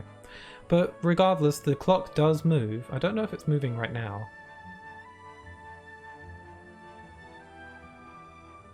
I don't know. Maybe it moves when you're not here. Anyway, this clock does change, and every hour, one of these doors will be available to open. So you hop on over to it, you examine it, and you get a little something for your troubles. The 5 o'clock door opened, and we got an AP up. Pretty handy. So I will most likely forget to come back here every hour, especially because this clock tower gets guarded by a Heartless later on. And we won't be able to interact with it until we beat him.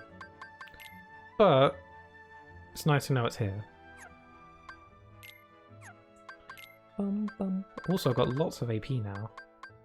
I'll equip Tech Boost and Treasure Magnet. Oh yeah, fact about the current game. Fact about Kingdom Hearts 1.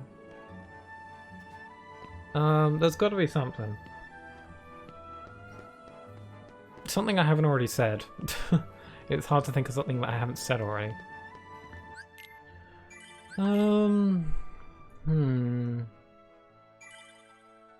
How about this? Early in development, when the game was really early in development, Sora was originally going to be wielding not a keyblade, but a chainsaw blade.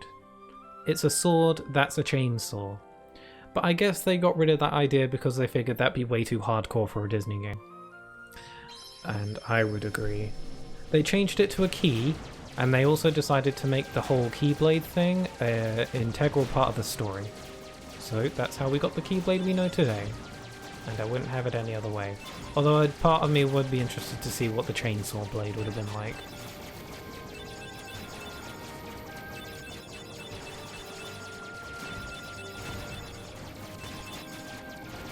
That's dark, yeah. Probably why they cancelled it. Or like they scrapped that idea. The more you know.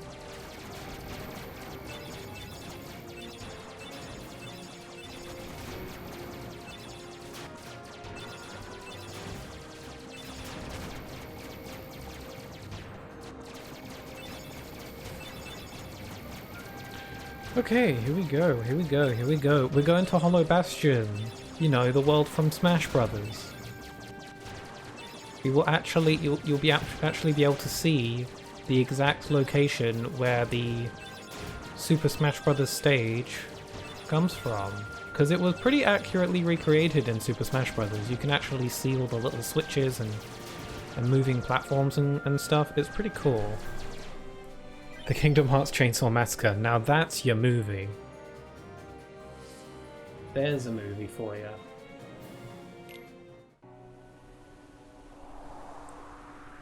Here it is. We made it.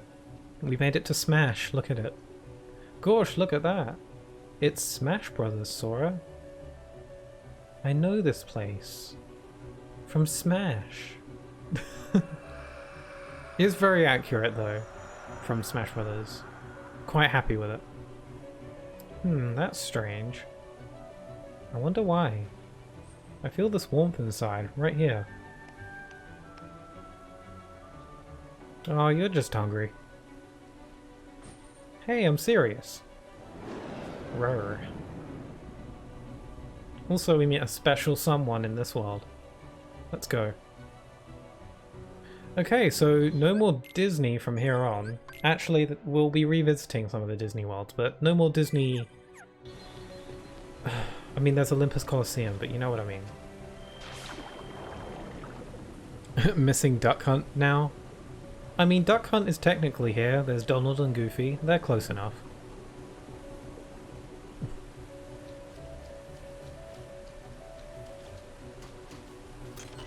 I mean, a part of me was thinking that the stage that they would choose for Smash from Kingdom Hearts would be Twilight Town, or maybe Traverse Town. Hollow Bastion's a really good choice too. But I would have been happy with almost any choice they could have made. I think Hollow Bastion is pretty iconic in its own way, so yeah, good choice. Also, yeah, you can cast Blizzard on these bubbles, and it will create an icy platform for you to use. You're supposed to actually go into the bubbles, and they'll make you walk underwater for a little while. The fact that you can cast Blizzard on these bubbles to create ice platforms is something that is one of those details that a lot of people actually don't know. I didn't when I was little. I remember one day when I was playing it on the PlayStation 2, I was just randomly chucking around magic for no reason. I chucked Blizzard, it happened to hit these bubbles, and when I found out they create ice platforms, my mind was completely blown. Because again, it's one of those details that you could go your entire life without knowing. It's pretty crazy.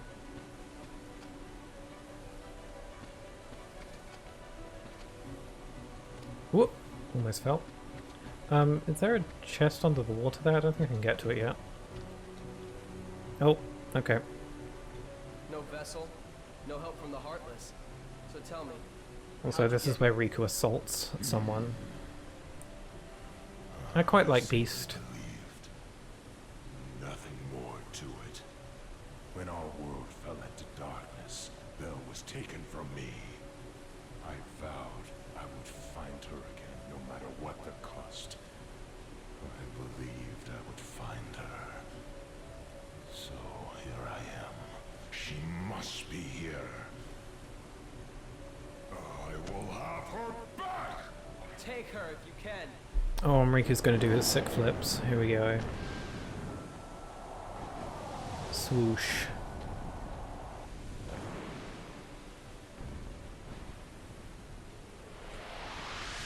Literally slices him.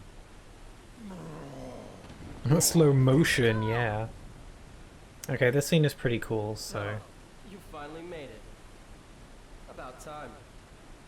I've been waiting for you. We've always been rivals, haven't Edgy we? movements, oh yeah. You've always pushed me. Beast is as I've always dying pushed you. on the floor there. Riku. But it all ends here. Sorry. There can't be two Keyblade Masters. His face. Priceless. What are you talking about? Swoosh. Let the Keyblade choose. Its true master.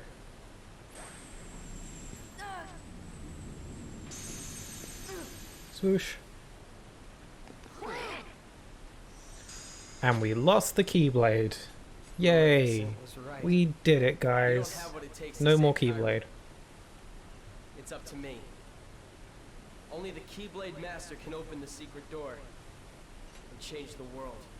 This blew me away when I first saw it, though. But that's impossible. How did this happen? Beast is still dying. I'm the one who fought my way here with the Keyblade. You were just the delivery boy. Sorry, your part's over now. Here, go play hero with this.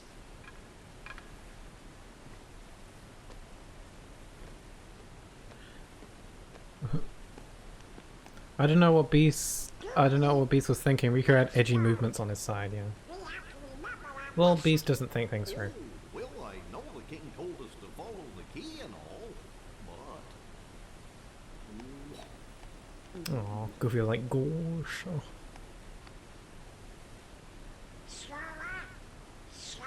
Riku, here, take this sword. It's a sword made of wood. Oh, Riku, you silly goose. Riku gives speech, Sora listening to the speech. Meanwhile, Beast is bleeding on the floor. Call an ambulance, cast heal or something, help.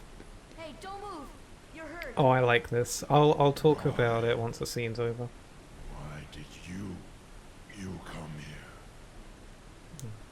I came to fight for Belle. He's so big, and Sora's so small.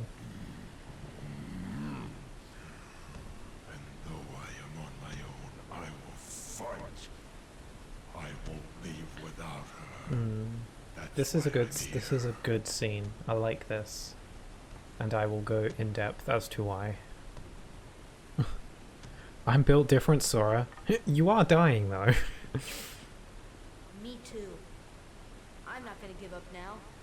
I came here to find someone very important to me. Okay, so we traded in a duck and a dog for a giant bear thing. Also, we have no more Keyblade. Instead, we've got the powerful wooden sword. Best weapon in the game.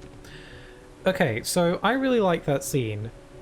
Mainly because Sora gets the Keyblade taken away from him. His friends leave him because the king told them to follow whoever has the Keyblade, and since Donald and Goofy are so loyal to their king, they have to do what he says. Unfortunately, they leave Sora behind, and Sora is Cortez's lowest point. What I like, though, is that even though Sora's lost everything at this point, he still shows some compassion for Beast, who is struggling and also in the similar situation to him. And Sora gets inspired by Beast and continues to fight on with him. It's really nice. It just shows that it was never the Keyblade that made Sora significant or special. You know, it's the way he treated other people that made him significant. And I like that. It kind of... It shows in this scene where Sora's still willing to go on even though he doesn't have his Keyblade anymore. And he makes sure that Beast is okay, and it's nice.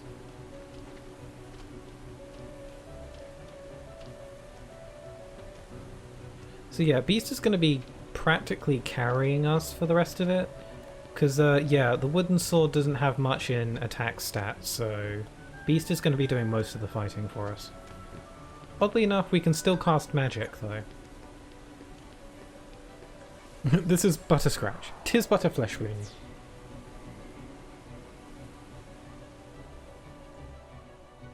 Even now, he's still bleeding, but he's willing to go on. Built for... I mean, Beast tough. I don't need a Keyblade, I got magic. Yeah, so fun fact. This sword that we're holding literally can't damage Heartless no matter how many times we wail at them. Magic does work, but it does a really tiny amount of damage. Fun fact though, in the original PlayStation 2 version of this game, hitting Heartless with the sword did actually do damage. It did like one tiny chipped amount of damage, but it still did damage, so you could theoretically kill stuff with a wooden sword. But for the HD Remix collections, they changed it so that the sword does no damage, and you can only hit Heartless with magic. So yeah, more you know.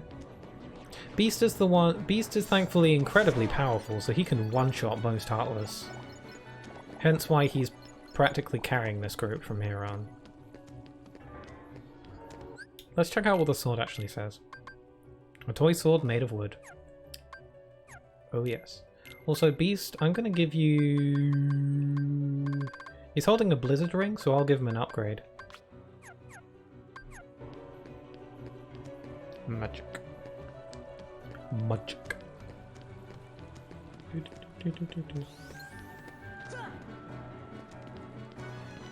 So yeah, we can't really do much. We kind of just have to wait around for Beast to do all the damage for us. Still cast magic and it does a little bit, but for now, hitting him with the sword doesn't actually do anything. The gates are shut. Uh-oh. Cannot be opened yet. Check the... what does that say? Check the base level first. Okay. We've got good old Beast here to protect us. It makes me wonder what Beast thinks of Sora at this point, because, you know... I can't help but wonder if Beast thinks that Sora is just kind of dead weight. At this point. Because Beast has all the power at this point, and Sora's just a boy with a little wooden sword. With a little stick. So it makes me wonder why Beast even bothered bringing Sora along. But maybe Beast does actually feel for Sora's situation and wants to give him a hand. Because, you know, Beast does have a heart of gold in there somewhere. We know this from the movie.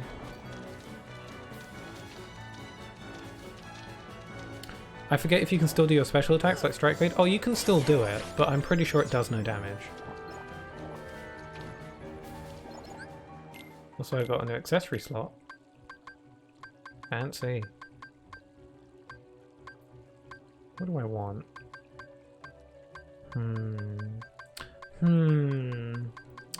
What do I want?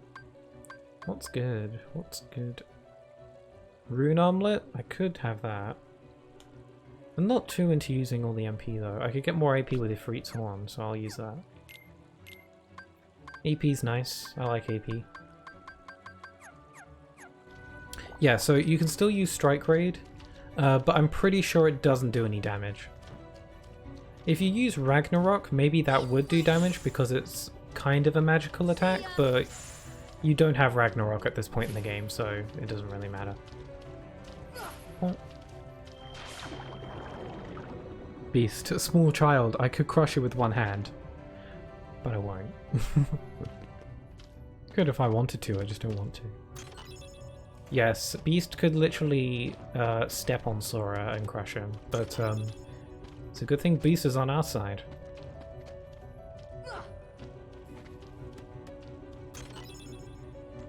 Yeah, Beast has already been nerfed by getting a good slice from Riku earlier, and he's still one-shotting Heartless. Maybe Beast should be the one to take on Ansem. Fun fact, these two platforms here that you have to activate with switches are pretty pointless because you can just jump and glide over them. It makes me wonder why they bother putting them there, because there's no way to not have glide at this point in the game. So it makes me wonder why the game would want you to activate switches to open these platforms when you can just glide over them anyway. Maybe for people who don't have glide equipped or forgot that they have it or something. There's no harm in just putting some platforms there just in case, so... Yeah, I was learning... never mind that, you don't have Ragnarok. Yeah, Ragnarok I think is part magic, so Ragnarok would probably work with the sword, but there's no way to use Ragnarok at this point in the game anyway, so it's a moot point. I think I used that word correctly, hopefully. Otherwise I look like an idiot. If you were doing a randomizer, then you could probably get Ragnarok and try it, but who knows. I'd like to do a Kingdom Hearts randomizer at some point. Seems like tons of fun.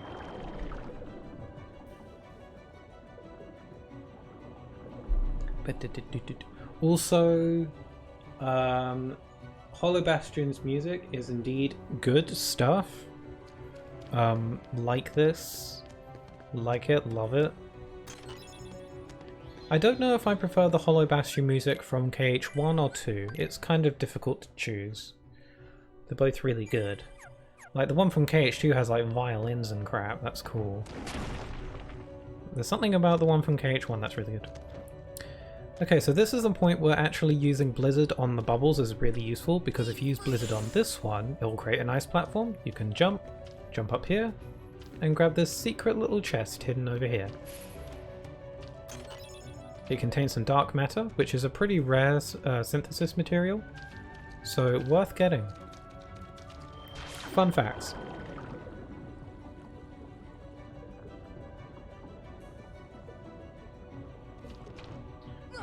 And that would be funny to see. What would be funny to see? The Ragnarok thing or something else I said? So often I say things on these streams and then I forget immediately. So sorry if you have to spell stuff out for me every now and then. I'm pretty sure Strike Raid doesn't do anything. Let me just check. Yep, it does nothing. Oh well, you still look really cool while doing it. So something. Sora gets style points, always. I wonder if stop will work. Oh neat, stop works. Sora can control time, even with a sword. A stick. It's like that meme from Days where it's like, Roxas, that's a stick. Love that. That made me laugh even when I first played that game.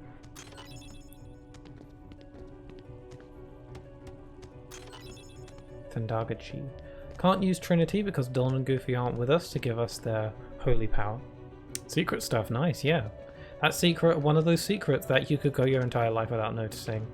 Also blew me away when I was little. I was all giddy and stuff. Oh crap, I sealed myself in here. The randomizer, I also forget that I'm years behind the stream. Yeah, one day I want to do a Kingdom Hearts randomizer, but I want to focus on my marathon for now. I'll get to doing a randomizer at some point. There are other randomizers I've been considering doing. Well, first of all, I've got to finish my Pokemon randomizer. For anyone who wasn't in the last stream, there's a very real possibility that the next Pokemon randomizer stream that I do could potentially be the finale. Because I'm right at the final gym, and then after the gym it's just a hop, skip and a jump over to the Elite Four. So there's a very real possibility that the next Pokemon randomizer stream could be the final one. What a hoot. Quite excited. And then there are other randomizers I've been considering maybe giving a try, like a Legend of Zelda randomizer. What's funny is that I consider The Legend of Zelda one of my favourite video game franchises, except I haven't streamed any Zelda games yet.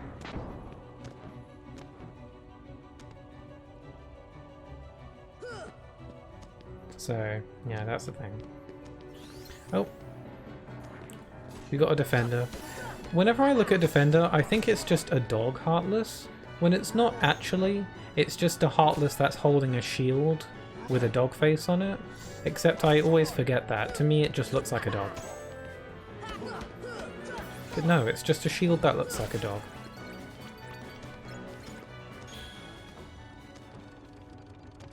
So Cosmo will finally be sealed away, yes. Hopefully we won't be tormented by him anymore once I beat the game.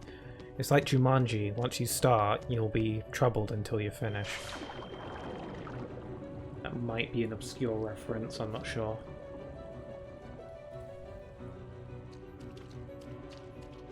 Okay, so the castle gate should be open now, so we can mosey on over.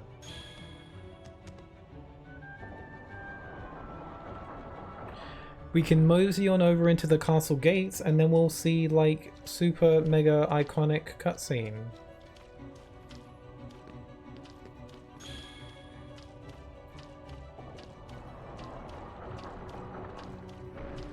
Also, Beast is really trying.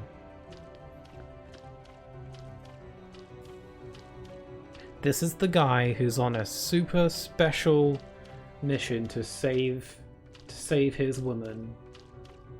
To save Belle. Yeah, this guy would have been eaten up and spat out if he had not met Sora. Let's go.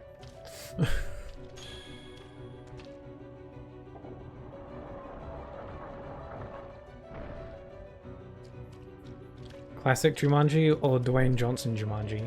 I haven't seen the new Jumanji. I've only seen the original.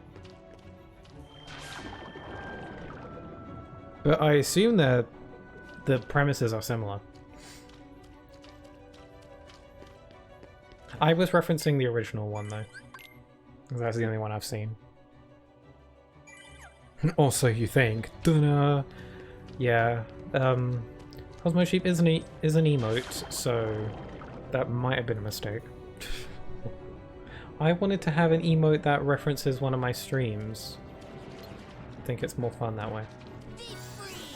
I mentioned this before, but I have my own animated emote slot, so I can finally have an animated emote for you guys to use. Unfortunately though, I tried to make it, but making an animated emote is a bit tougher than I thought it'd be. I'm just not very good. I don't have an animation software, and I tried to make it without, but it was a lot harder than I thought it'd be. So I'm going to try and see if I can get some help. Perhaps my sister would be willing to help me out? It depends, they're quite busy. Yeah, I got the reference, thanks.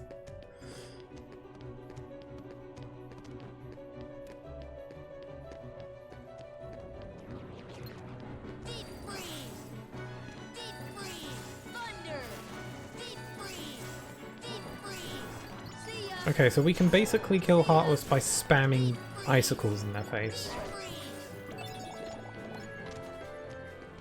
I remember seeing the first one when I was small. Yeah, I saw it when I was really little as well. It's quite an old movie. I remember it scaring me though. There are some messed up stuff that happens in that film.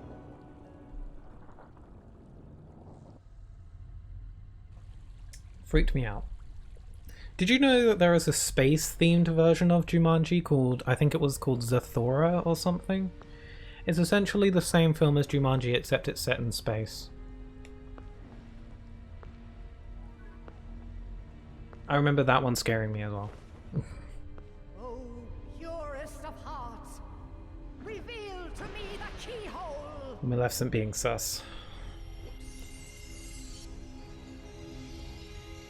It's kind of a shame that Maleficent's somewhat of a comic relief villain after this game, although it could be that in the next game Maleficent will play a much bigger role, so we'll have to wait and see.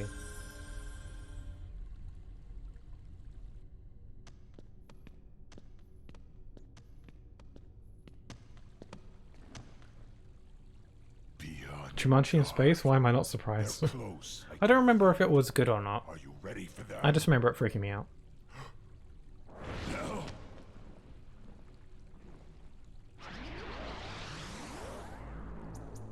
Belle. Oh, you don't want to make him angry. That shadow's like, come and get me. Oh, this scene is really good, so Not without Kairi. it is good. The So darkness will destroy you. You're wrong, Riku. The darkness may destroy my body, but it can't touch my heart. what the hell? Sora's mouth wasn't moving. He's far away, so it's hard to notice, but his mouth wasn't actually moving. Sorry, I'm ruining it. My heart will stay with my friends. It'll never die. Really? Well, we'll just see about that. My friend ran up to me during lunch break and went, Yago, don't play Jumanji, and since I hadn't seen it yet, I was just confused. Oh, Goofy's sticking up for Sora. But I'm not gonna betray Sora either, cause he's become one of my best buddies after all we've been through together. Aww. See you later, Donald!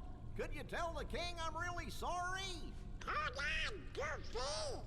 We'll tie him together. Also, Goofy saved Sora first, so that's why Goofy's my favorite. You know, I for one and right for all. I guess you're stuck with us, Sora. Aww. Thanks a lot, Donald. Goofy. How will you fight without a weapon? I got a I know sword. now I don't need the Keyblade. I've got a better weapon. My heart. Your heart? What good will that weak little thing do for you? Although my heart may be weak, it's not alone. It's grown with each new experience, and it's found a home with all the friends I've made. I've become part of their heart just as they've become a part of mine. And if they think of me now and then, if they don't forget me, then our hearts will be one. I don't need a weapon. My friends are my power. Yay, he said the thing.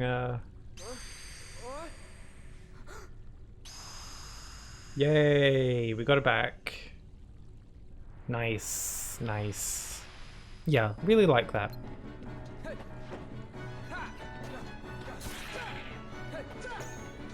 Now we've got to fight Riku. Oh my god, he leaps. His skirt gives him the ability to leap real high.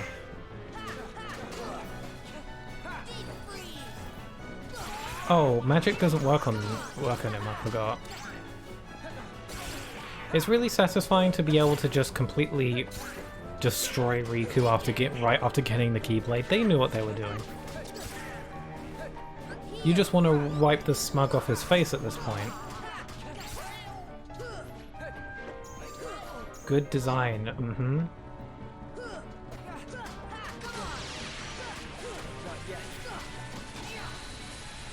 Sweet. I have the power of friendship. Your heart is weak? Maybe go check a doctor, Sora. That might be the first sign of some kind of heart problem. Ah, he does care. Oh no, you lost your skirt. So, your heart won this battle.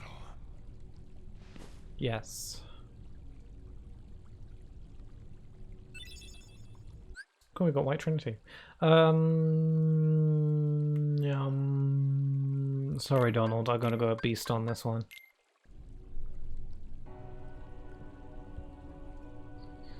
Yay! Okay, now Beast is no longer carrying the group. Got the Keyblade back, so we can finally mess stuff up. Also, fun fact, you can slide down these steps on the rails here. Like this. Like this. It serves no functional purpose whatsoever, but it just makes me feel good. Also, Goofy can do it too, apparently.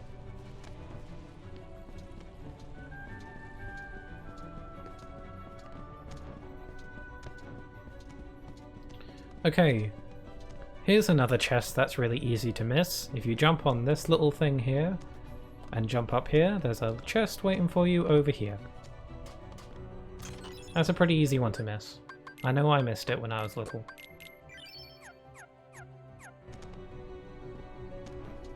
Okay, in order to open the door we need to find 4 Crest Pieces. So we gotta go look around for those. We can head into the library though. Also, the library in this castle is really nice. What a nice library this is. Love the aesthetic we got going on here. You gotta put these books in the correct spot, and the shelves move. If the bookshelves move when you take and remove books from the shelves, how does anyone get anything done in here? Must be really inconvenient when you want to check something out.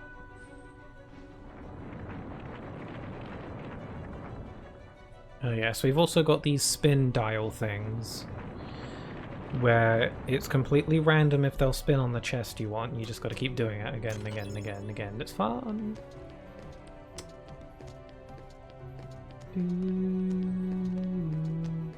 Hey, so I wonder if Kairi's grandmother is an important character.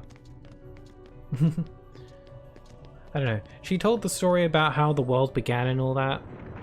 So sometimes I wonder if at some point they're going to have a big twist where Kairi's grandmother is secretly super important.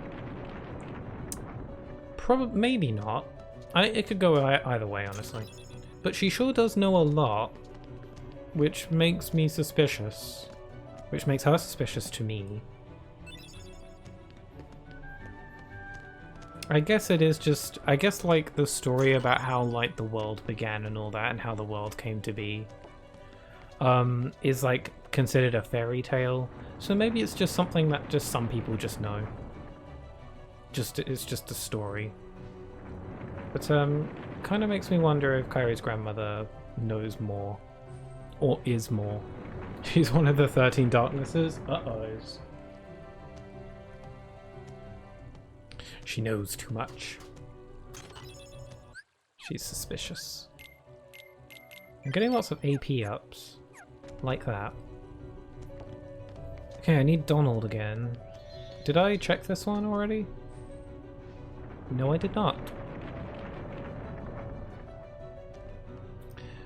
And spin. Okay, and spin again. Third time's the charm. Yay! Mega Potion. I'd like to see it. What book did I just pick up? Because I don't know. Okay, let's switch out Beast for Donald real quick, because we need to do this Trinity. Grandma has always been sus from the start, yeah. She knows too much.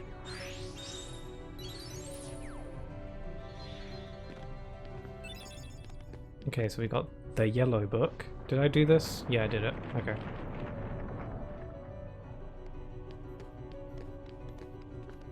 Okay, that's not the right one. That's not the right one. Okay. We yump down here.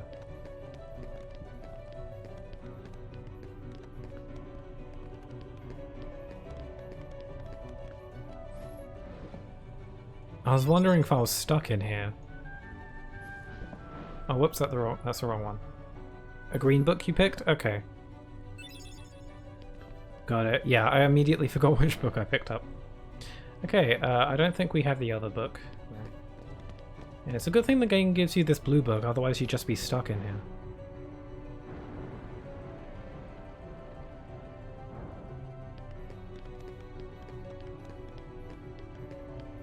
This is a really cool looking library though.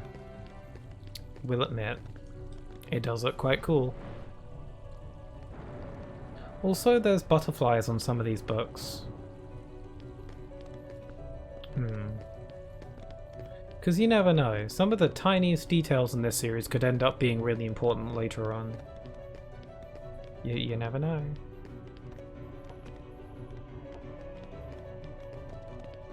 Okay, what other books do we need?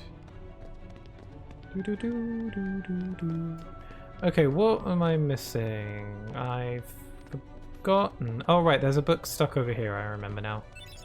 So we get that book. Not gonna bother to read any of them, because that's boring. Squidge it in there.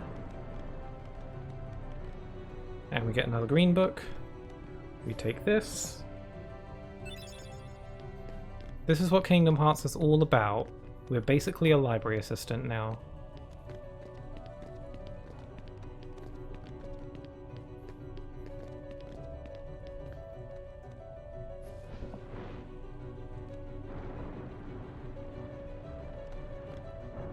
There we go, and we've got the purple one.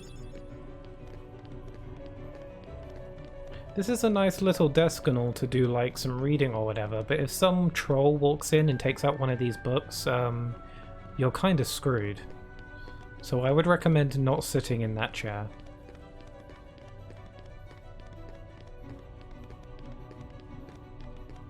With Disney characters at your sides, yeah. We got them. That's what Kingdom Hearts is all about. Oh, there's a book sitting here and I didn't even notice, okay. Big brain. Oh yeah, and how many, anyone excited for the Sonic movie sequel? Because I am, because it was just announced the other day that they've already decided that there is going to be a third Sonic movie. It's already been like greenlit and whatever, and it's being worked on. And they've also announced that they're making a spin-off TV show featuring Knuckles. And his voice is going to be the same from the movie. What? Honestly, I'm pretty proud that the Sonic movie series seems to be doing really well. Because, you know, the second film isn't out yet, and they've already decided that they're going to do a third. That's pretty good sign. And they're going to have a TV series. Wow. Another Sonic TV series, so soon after Boom. Sonic Knuckles, yes.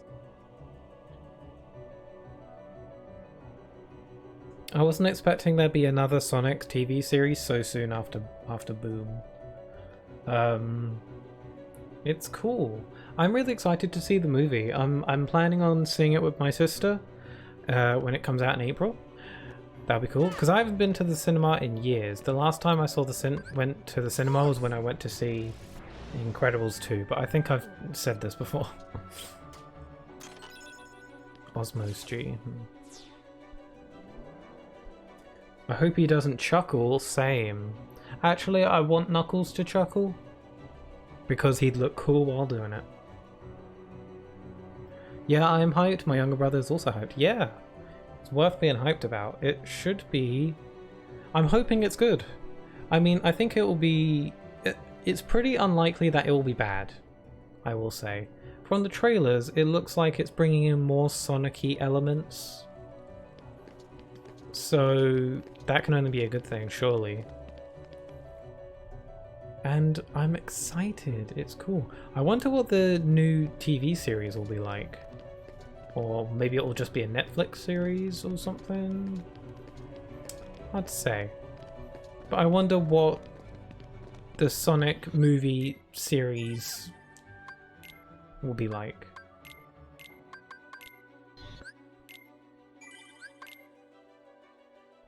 Same, I love the first movie and everyone was hyped at the theatres when Tails popped up. Yeah, unfortunately I got spoiled on that. I didn't see the Sonic movie in theatres. I saw it, I forget, I saw it with my sister and I think we rented it from somewhere. But I already got spoiled on the twist with Tails at the end. Shame. But it was still really cool to see him because he looked very, very Tails. He looked very fluffy.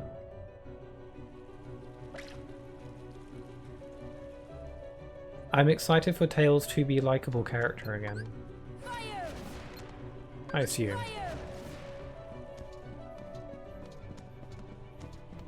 Also, I feel like there's a good chance that they'll do a similar character reveal at the end of the second film to tease the third film.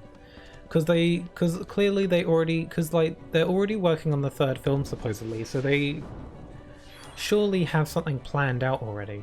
So there's most likely going to be some kind of teaser at the end of the second film. The question is, what's the teaser going to be?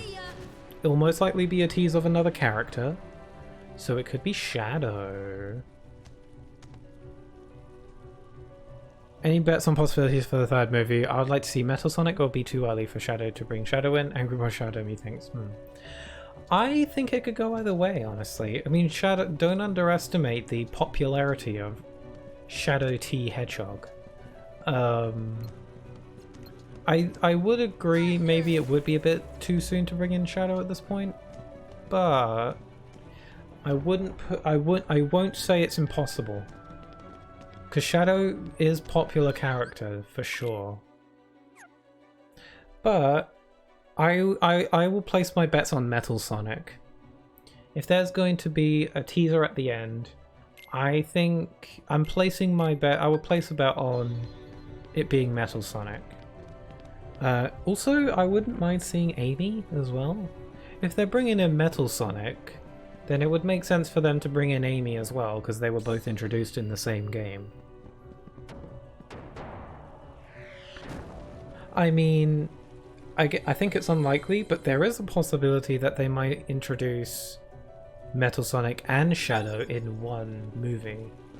Perhaps a bit unlikely, but I don't think that's too impossible, because they introduced Tails and Knuckles in the same movie. Two characters who were introduced in different games. So it's not out of the realm of possibility that they'll do the same for the third film and introduce Metal Sonic and Shadow. Or Metal Sonic and Amy, or whatever. But I'm excited. It should be good time, I'm sure. Maybe Amy will be the post-credits character and Metal Sonic will be the trailer character, maybe. Or the other way around.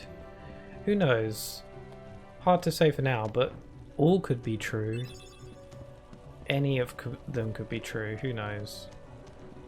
We'll have to wait and see. But I'm excited to see the film.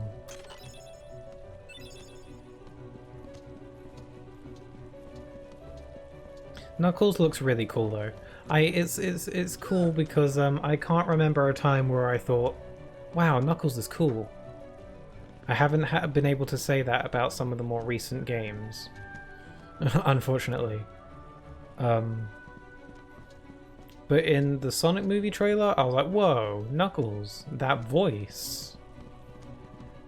Knuckles' voice in the movie trailer, definitely different, but definitely like good stuff, I'd say.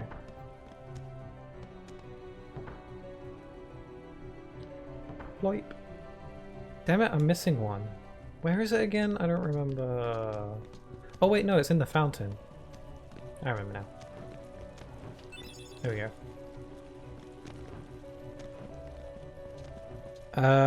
Like how Tails was in the post-credits and Knuckles in the trailer. Oh. Yeah, I didn't think of that. That's a good point. I actually think, though, Knuckles was already revealed to be in the movie before the trailer. Or at least it was heavily hinted at. It was mine. Know this. The heart that is strong and true shall win the Keyblade. What? You're saying my heart's weaker than his? For that instant it was. Or Mr. Potato Sack's voice is pretty good too. You can become stronger. You showed no fear in stepping through the door to darkness. It held no terror for you. Why is your voice so Plunge smooth, deeper man? into the darkness, and your heart will grow even stronger. What should I do?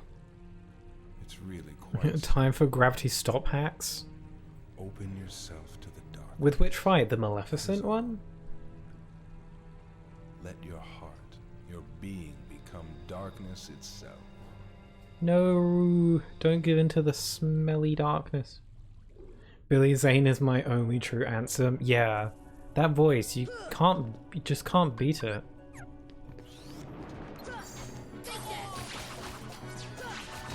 Shame, tragic. Although, even though Billy Zane no longer doesn't voice Ansem after this game, at least we got Xemnas. Xemnas is another voice that won't quit.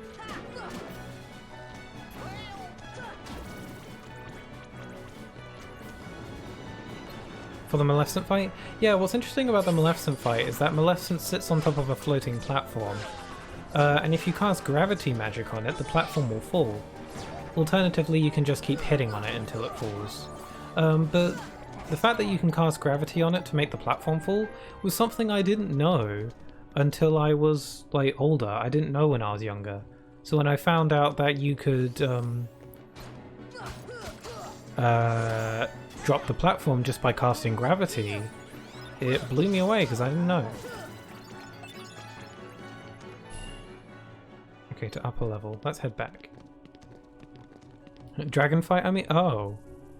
The dragon fight? I didn't know about any stop gravity strat for that. Feel free to tell me about it. Dragon fight can be pretty tough. Yeah, getting back to the Sonic though. Super duper mega ultra excited for Sonic Frontiers. Even though I'm cautiously optimistic about Sonic Frontiers because there are many ways in which it could go terribly wrong. There are many ways in which it could go incredibly right, but there's also an equal amount of ways it could crash and burn. I'd like to stay optimistic, but we'll just have to wait and see. It's, wait, I'm going the wrong way, aren't I? I did this wrong. Whoops. Yeah, I'm not supposed to take this elevator. My bad. I thought... yeah, whoops. You're supposed to hit a switch and then this elevator will take you somewhere different, but I hit the wrong switch, so I'm wasting my time taking this elevator with this very long cutscene that you cannot skip. Great. Oh no, not the darkness. Okay, that was a waste of 30 seconds. Dragon fight, yeah. Also, Beast is just walking. He'd be walking. Oh, no, he stopped. Wow, this is long.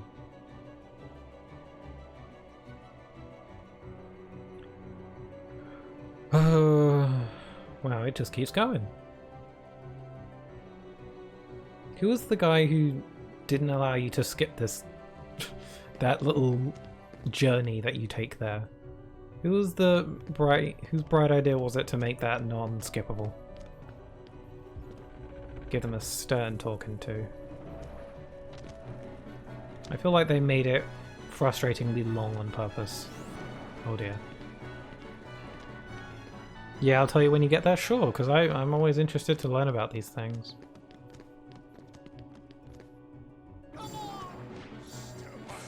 Okay, this is progressing. I don't want to be here yet. Okay, let's head to the lower level first. Cue elevator music. Oh yeah, I should do that for the highlights. I don't know if I've mentioned it yet, but I am working on highlights for these Kingdom Hearts Marathon streams.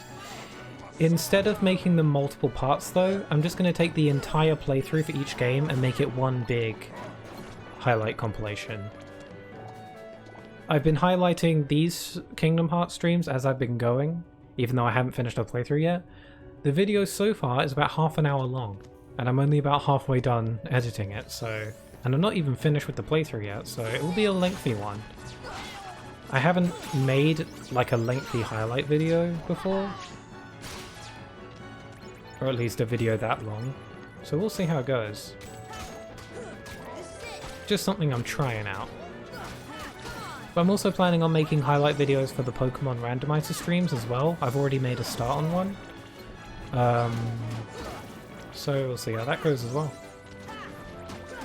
These wizards are kind of annoying to fight because they do this thing where they disappear, and then they come back, and then they do this thing where they cast thunder, and they're invulnerable while they do it, and it's really annoying.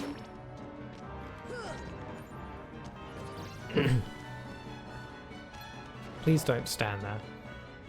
Ah, fine. A strike raid. Oh, they keep coming. Okay, these Wyvern Heartless are really cool. They're like flying dragon guys, and they're really cool, and they kick you with their little feet.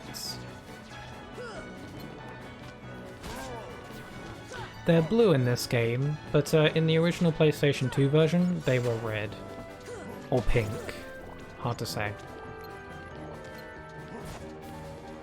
I think the blue suits them pretty well, though.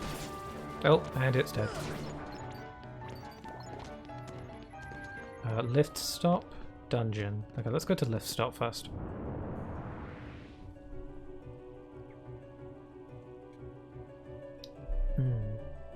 Yum. I wonder when we'll see a gameplay trailer for Sonic Frontiers. That will probably be another game that I'd want to stream my first impressions to, because I'm a big Sonic fan. So I want to see that. Oh, I need Donald.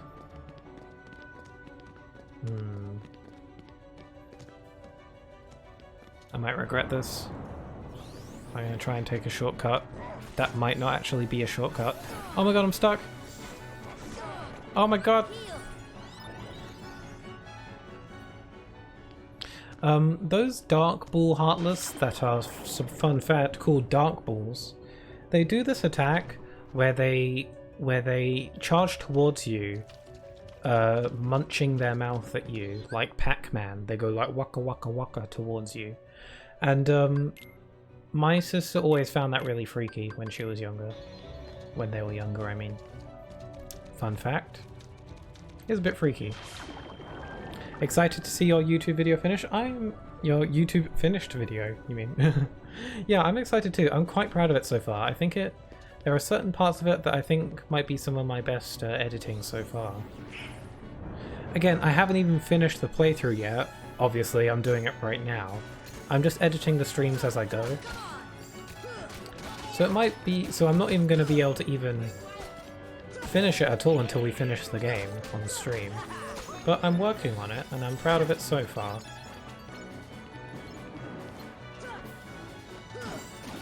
I might work on it some more later today.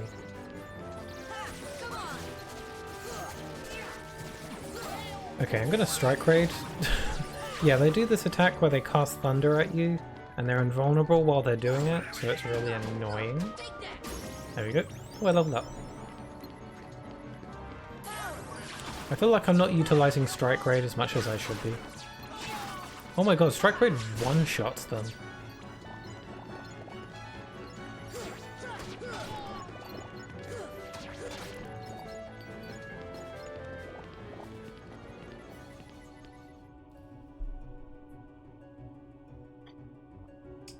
Just had to take a swig of water. Refreshing.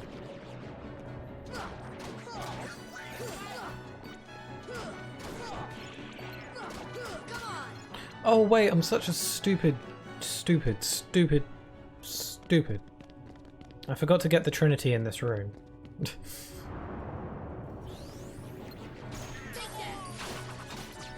I need to quell my rage.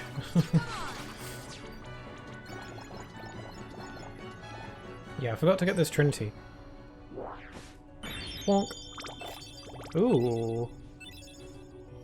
That was pretty cool how all this stuff just sort of flew into me. That was neat. I like that. I want Beast back though. Or do I? Yeah, I do. Gotta have Beast. No, stupid. Yeah, if I wasn't careful, I would have started yelling the swears.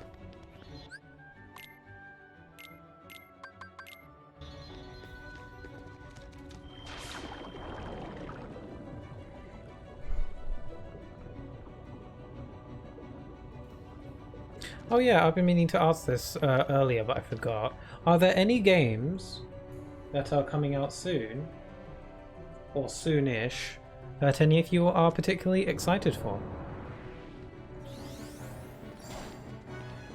That's always a nice question to ask, I feel. Because I'm looking forward to Kirby, Sonic Frontiers, of course.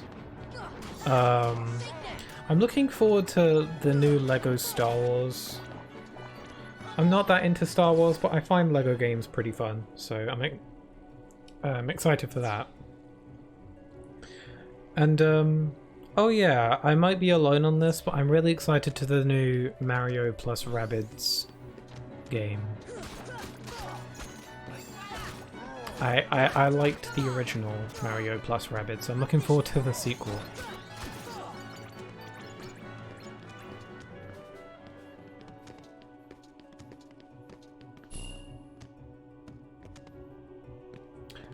Not really, I just play the same games over and over and over again. Nothing wrong with that. I do that to an extent as well. I like replaying the games. I don't buy a game just to play it once and then never again. So, you know, replaying games over and over, as long as you like them, you're having fun, nothing wrong with that. My brother once made fun of me for replaying games a lot. That was sad. God of War, Ragnarok, Hollow Knight, Silksong, Monster Hunter Rise, Sunbreak, Elden Ring. A lot of people seem to be looking forward to Elden Ring. Doesn't that come out in like a week? No, maybe like a few weeks? Correct me if I'm wrong. But that comes out soon, I believe. Must be pretty excited. Also, why did the Wyvern go down there? What are you doing? What is your problem? Okay, fighting Heartless here is quite annoying because it's very easy to fall off. And then you have to climb all the way back up again. And it's very fun. Fun. Oh, good block me.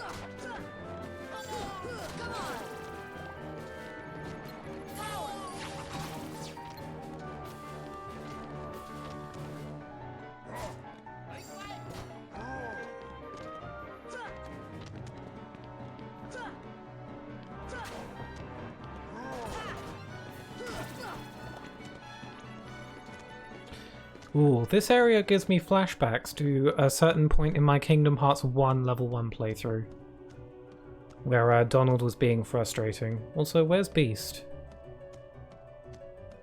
I can hear his footsteps. Where is he? Beast? The footsteps stopped. Oh no, they started again. Oh, there he is. What you doing there, big boy? Big brain? He's very smart.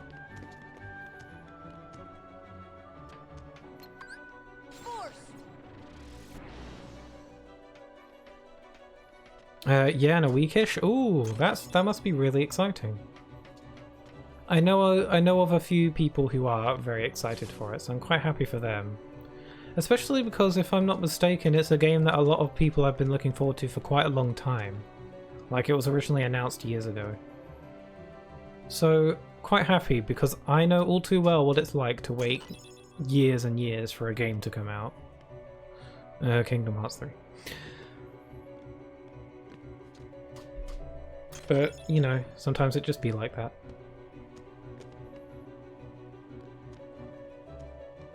Oh my god! Oh my! I almost fell. I actually... my stomach dropped. I almost fell. That was scary. Massively inconvenient if you fall, because then you have to climb all the way back up the castle again.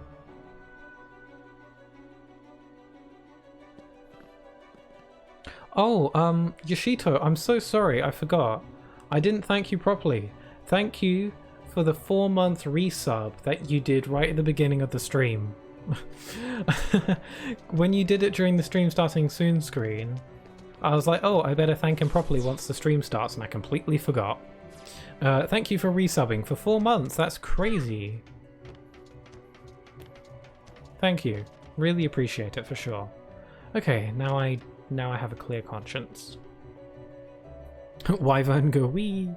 Yeah, I like the wyverns, but they're really annoying when they cause you to fall off. I like the wyverns' little kick attack. They do this attack where they kick you with their little feet, and it's kind of adorable. Kind of contradicts their intimidating design, but I'm okay with that. Even though I won't be able to get most of these games on launch, I'm still looking forward to their releases, yeah, for sure. It's fun to look forward to games, there's always something to look forward to.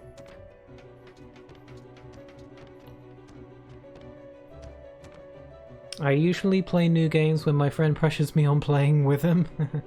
KH3, cough cough. Yeah. Oh yeah, that thing. Yeah, waiting for Kingdom Hearts 3 was a lengthy process. But as painful as it was sometimes to wait for this game and being so excited, the like days where we were like waiting for trailers and news and updates for Kingdom Hearts 3 was honestly kind of a special time that I wouldn't trade for anything. Which sounds really dumb out loud. Just forget about that. But waiting for Kingdom Hearts 3 was like it was something that I just got used to as part of my daily life. Just wondering when the next trailer will be, or what worlds will be in the game, and what will happen in it. It was like something that I always had on the brain. And something, you know, new trailers was something I looked forward to every day.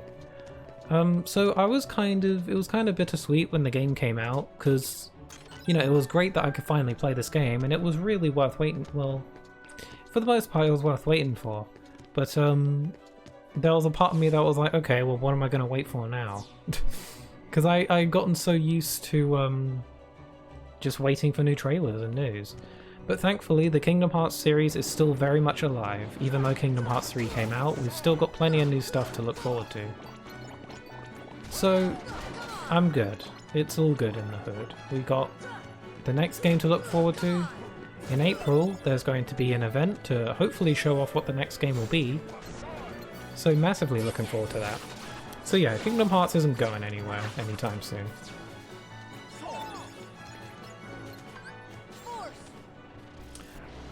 You're fine. It's great supporting a good streamer like you. Ah, makes my day when you say such things. Massively appreciate it though. And it's nice that you're getting some mileage out of that Tails emote.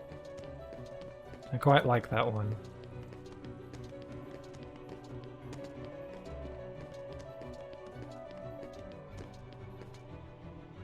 I actually regret watching the trailers. I never knew it would spoil a third of the game. Yeah, although, to be fair, that's not a problem that's unique to Kingdom Hearts 3. That's something that Square Enix just does. They spoil a lot of stuff in their trailers. It's a Square Enix thing, it's not a Kingdom Hearts thing. But yes, in future, if you're looking forward to a Square Enix game, I would recommend skipping on like the last few trailers. I think that's something that Square Enix fans have just come to accept. That if you want to not be spoilt too much, best avoid some of the last few trailers, just in case. I think Final Fantasy VII Remake was a little bit spoilery in the trailer department as well. But, you know, they do really want to sell you the game, and they want to show off the coolest parts of the games in the trailers so that people want to play it. So I get where they're coming from, the trailers do work, they do their job, it's just a shame that they're a little bit too spoilery. Though again, to be fair, there were tons of really cool moments from Kingdom Hearts 3 that weren't in any of the trailers. That still made me go, whoa. So, you know. But I do hear you. I never knew, yeah. Square Enix trailers just be a little bit spoilery sometimes. So if you're ever looking forward to a Square Enix game, consider skipping out on a few of the trailers just in case. Thankfully, I didn't really see many of the Final Fantasy VII Remake trailers. I didn't see the final one. The final trailer of Final Fantasy VII Remake showed off some mild spoilery stuff.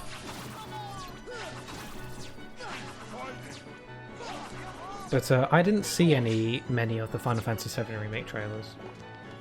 So, thankfully, I got my socks blown off with no spoilers. Knocked my socks off, that's the same. Let's head up here. Wow, this castle is so friggin' intricate. Surprising that anyone lived here.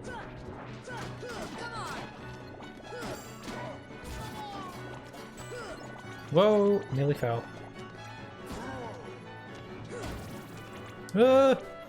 Beast, get out of my way! I was trying to get up on the ledge and Beast was preventing me. He was like, long live the king. Sadly, I gotta go. It's a bit late. It is a bit. You're right. I think I'll continue going on for another 10 or so minutes, and then I'll probably finish up. I'll try and make it to the next save point, and then I'll probably wrap up as well. Wish you all a good rest of your day and evening. Stay safe and stuff. Bye-byes. Bye-byes to you as well. It's always really nice when you show up, and this time was no different. So thank you very much. Oh, no worries. Have a good night.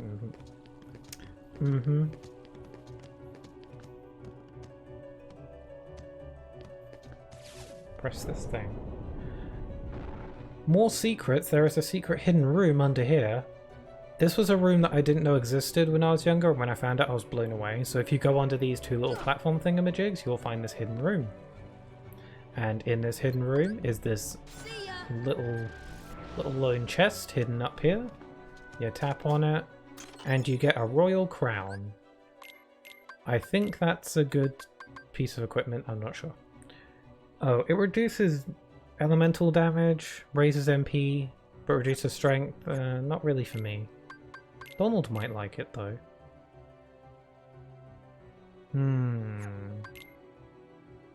Tempting.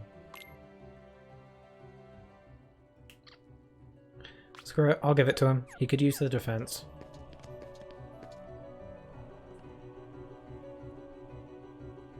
Yeah, save the good stuff for next week. Yeah.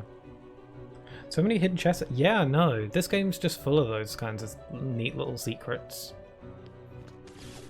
Gotta love them. Not even Kingdom Hearts 3 has this many secrets and hidden stuff. They went all out on the first go. Where's this go again? God, it's honestly kind of easy to get lost.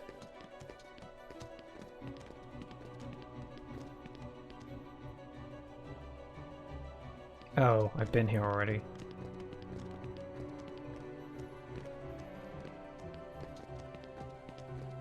Oh yeah, so you can actually see this area in the Super Smash Bros. Stage.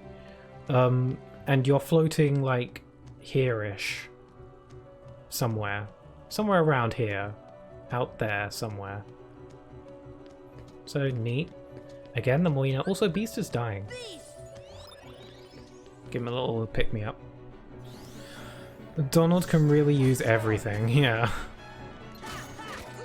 Just chuck a bunch of stuff on him. Oops, you can't guard that.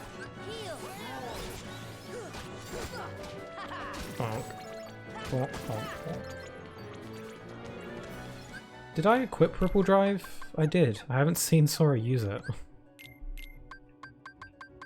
Ripple Drive is an ability where you need to be surrounded by a bunch of enemies for it to work, and I haven't really done that.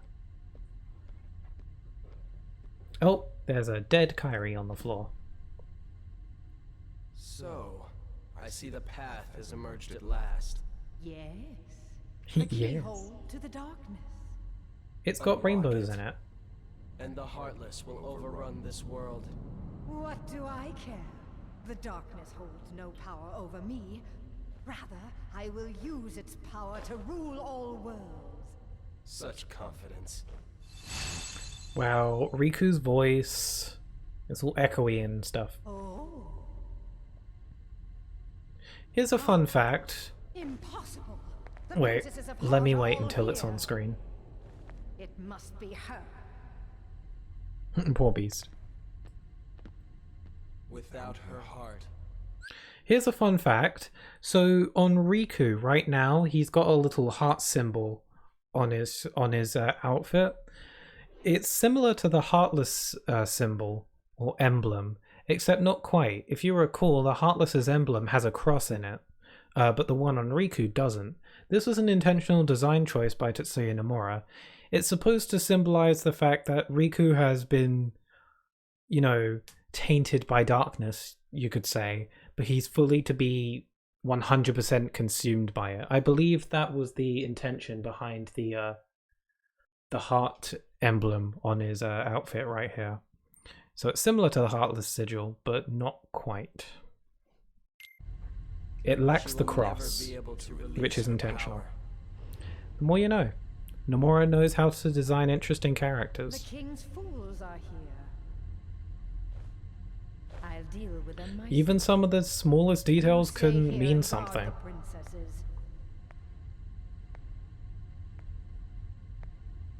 Ooh, yes. Very interesting. Ooh, he's glowing. Riku, you're on fire there, you okay? That's a good fact, yeah. I should be saving it for when someone redeems the fact channel point, but I can't contain myself. I gotta do it. Also, there's a boss fight coming up, so I'll use a camping tent or something. At a snail's pace. I'm afraid you're too late. Yeah, Maleficent walking slowly. I mean, look how bony she is. I doubt she's booking it from the castle. We'll stop it. After coming this far, there's no way we're gonna let that happen. I mean, she teleports everywhere, so it's no wonder she doesn't really look like she gets much exercise. You think you can defeat me? Me, the mistress of all evil! Okay, here we go. So yeah, when I was younger, I would just hit the platform until it fell, but then I found out when I was a little bit older that you can cast gravity on it to make it fall immediately. Blew me away when I first found out about it. Okay, this is a little bit tricky. This platform will try and spin you off, but if you're skilled enough, you can stay on the platform. Because the platform tries to spin you off, but if you're good enough, you can stay on it. Unfortunately, I am not. Hey, you hit my dog. Oh, she's got Heartless. Unleash thy fury. She casts Meteor. She's pulling a Sephiroth. Now you know the meaning of fear. Very bold statement, Maleficent. Oh, I just frickin' denied you. Whoops.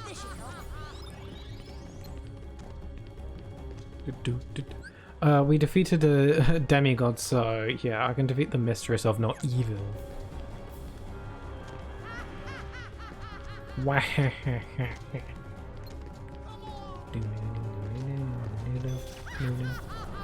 This music's good stuff. Did I ever tell you that the music in Kingdom Hearts is good? Because if I have told you, I probably haven't said it enough. So yeah, this platform will try and shake you off, but if you're good enough you can stay on it, but I can't. It's hard. It's difficult. I'm gonna take care of these. These defenders drop bright crystals and they're pretty rare, and you'll need a lot of them to get the ultimate weapon, so it's worth going for it. Ooh, sorry Maleficent, you suck.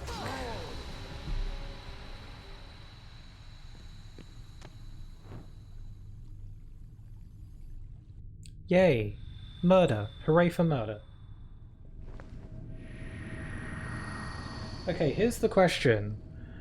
We got to a save point, but I kinda wanna fight Dragon Maleficent real quick before we stop. I'm kinda on a roll. I kinda wanna go for Dragon Maleficent before we stop.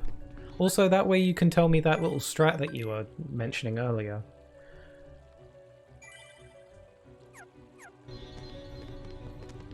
I kinda want to fight Dragon Maleficent real quick, though. So can I jump on these? The answer is no. It's up to you, I'll still watch. I'd like to know about that strat that you were telling me about. So I think I would like to. It shouldn't take long. I'm gonna give Beast some items and stuff because I have a lot. And this fight can be a little bit tricky.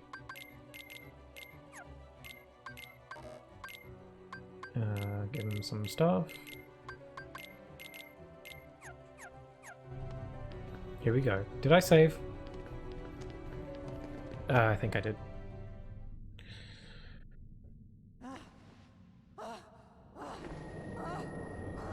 Maleficent casually dying. Do you need some help?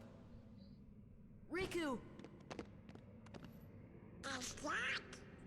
Yes. Oh, it's the fire poker keyblade. Unlike yours, this keyblade holds the power to unlock people's... Maleficent's dying behind you, Allow you know. me to demonstrate. Behold! Oh, well, she's dead now. Oh yeah, now Maleficent goes on a time-traveling adventure. Surrender it to the darkness. Become darkness itself. Yeah, because of this moment, Maleficent time travels later. This is it. This power. Lore. Darkness. The true darkness. You have to equip a lot of ethers on you and Goofy. And equip the best magic keyblade stats and accessories. Oh. Well, whoops. I gave up magic at the beginning of the game. And I'm not the biggest fan of switching out my equipment for specific fights, so... But it's still nice to know. Can you at least tell me about the strat?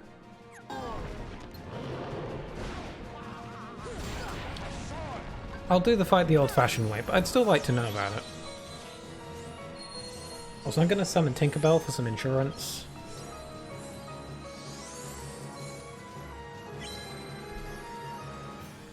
Banana, crap. Banana.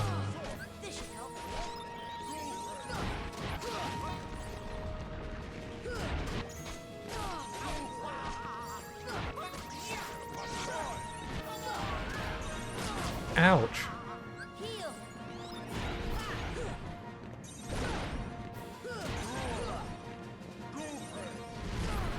Ow, oh no. Yeah, so Tinkerbell is probably one of the most useful summons in this game. It's just a shame that most people forget summons are a thing. Me included. Tinkerbell will gradually heal both Sora and your party members little by little. And if that isn't good enough, if you lose all your HP, Tinkerbell will revive you once. But once Tinkerbell revives you, she's gone for good, so... Or at least gone until the fight ends. She doesn't die permanently.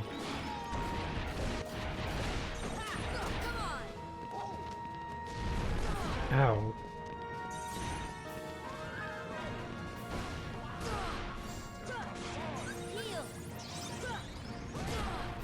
Ow.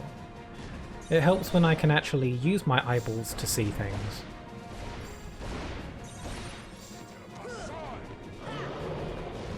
Oh my god, I hate these little fiery doodads. Oh, but you can hit them back. Yeah, if you're good enough, you can hit them back. Uh-oh. Uh-oh. Yeah, this fight's somewhat obnoxious. I kind of prefer the Maleficent Dragon fight from Birth by Sleep. I mean, this one, I like the music, and it's got some pretty hype stakes. But the one from Birth by Sleep has got a bit more spectacle, because you can ride on her back, and Prince Philip helps you, and it's cool. It's one of the rare instances in Birth by Sleep where a Disney character helps you out in a fight.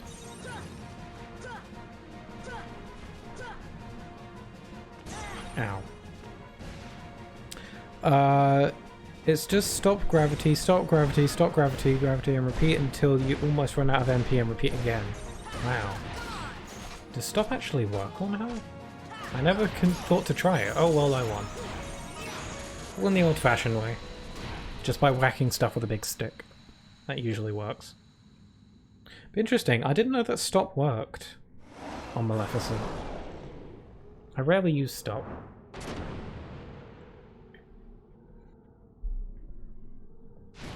She is dead. We got a dead dragon.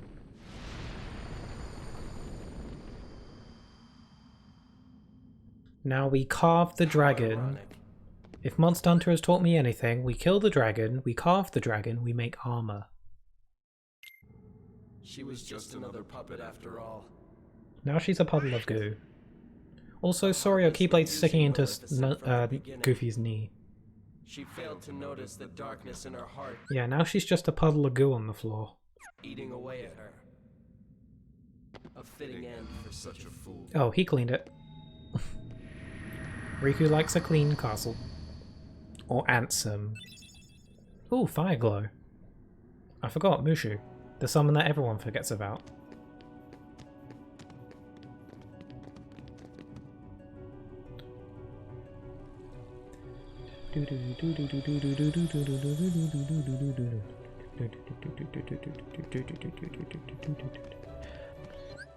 Phew. Okay, I think I'm just about ready to call it here. Yeah, this was good. We made some progress. We finished Neverland, and we're almost done with Hollow Bastion. Or at least the first visit of Hollow Bastion we're nearly done with. We've still got to do the Riku Ansem fight, which is a doozy. But a really fun fight, honestly, if I'm being honest. Best secret boss here? Oh yeah. That arena where we fought Maleficent Dragon? It's gone for now, but we will be back there. Oh, we will be back. And it's pretty freaking cool. So look forward to that, because I know I am. So yeah, next time we'll be doing that.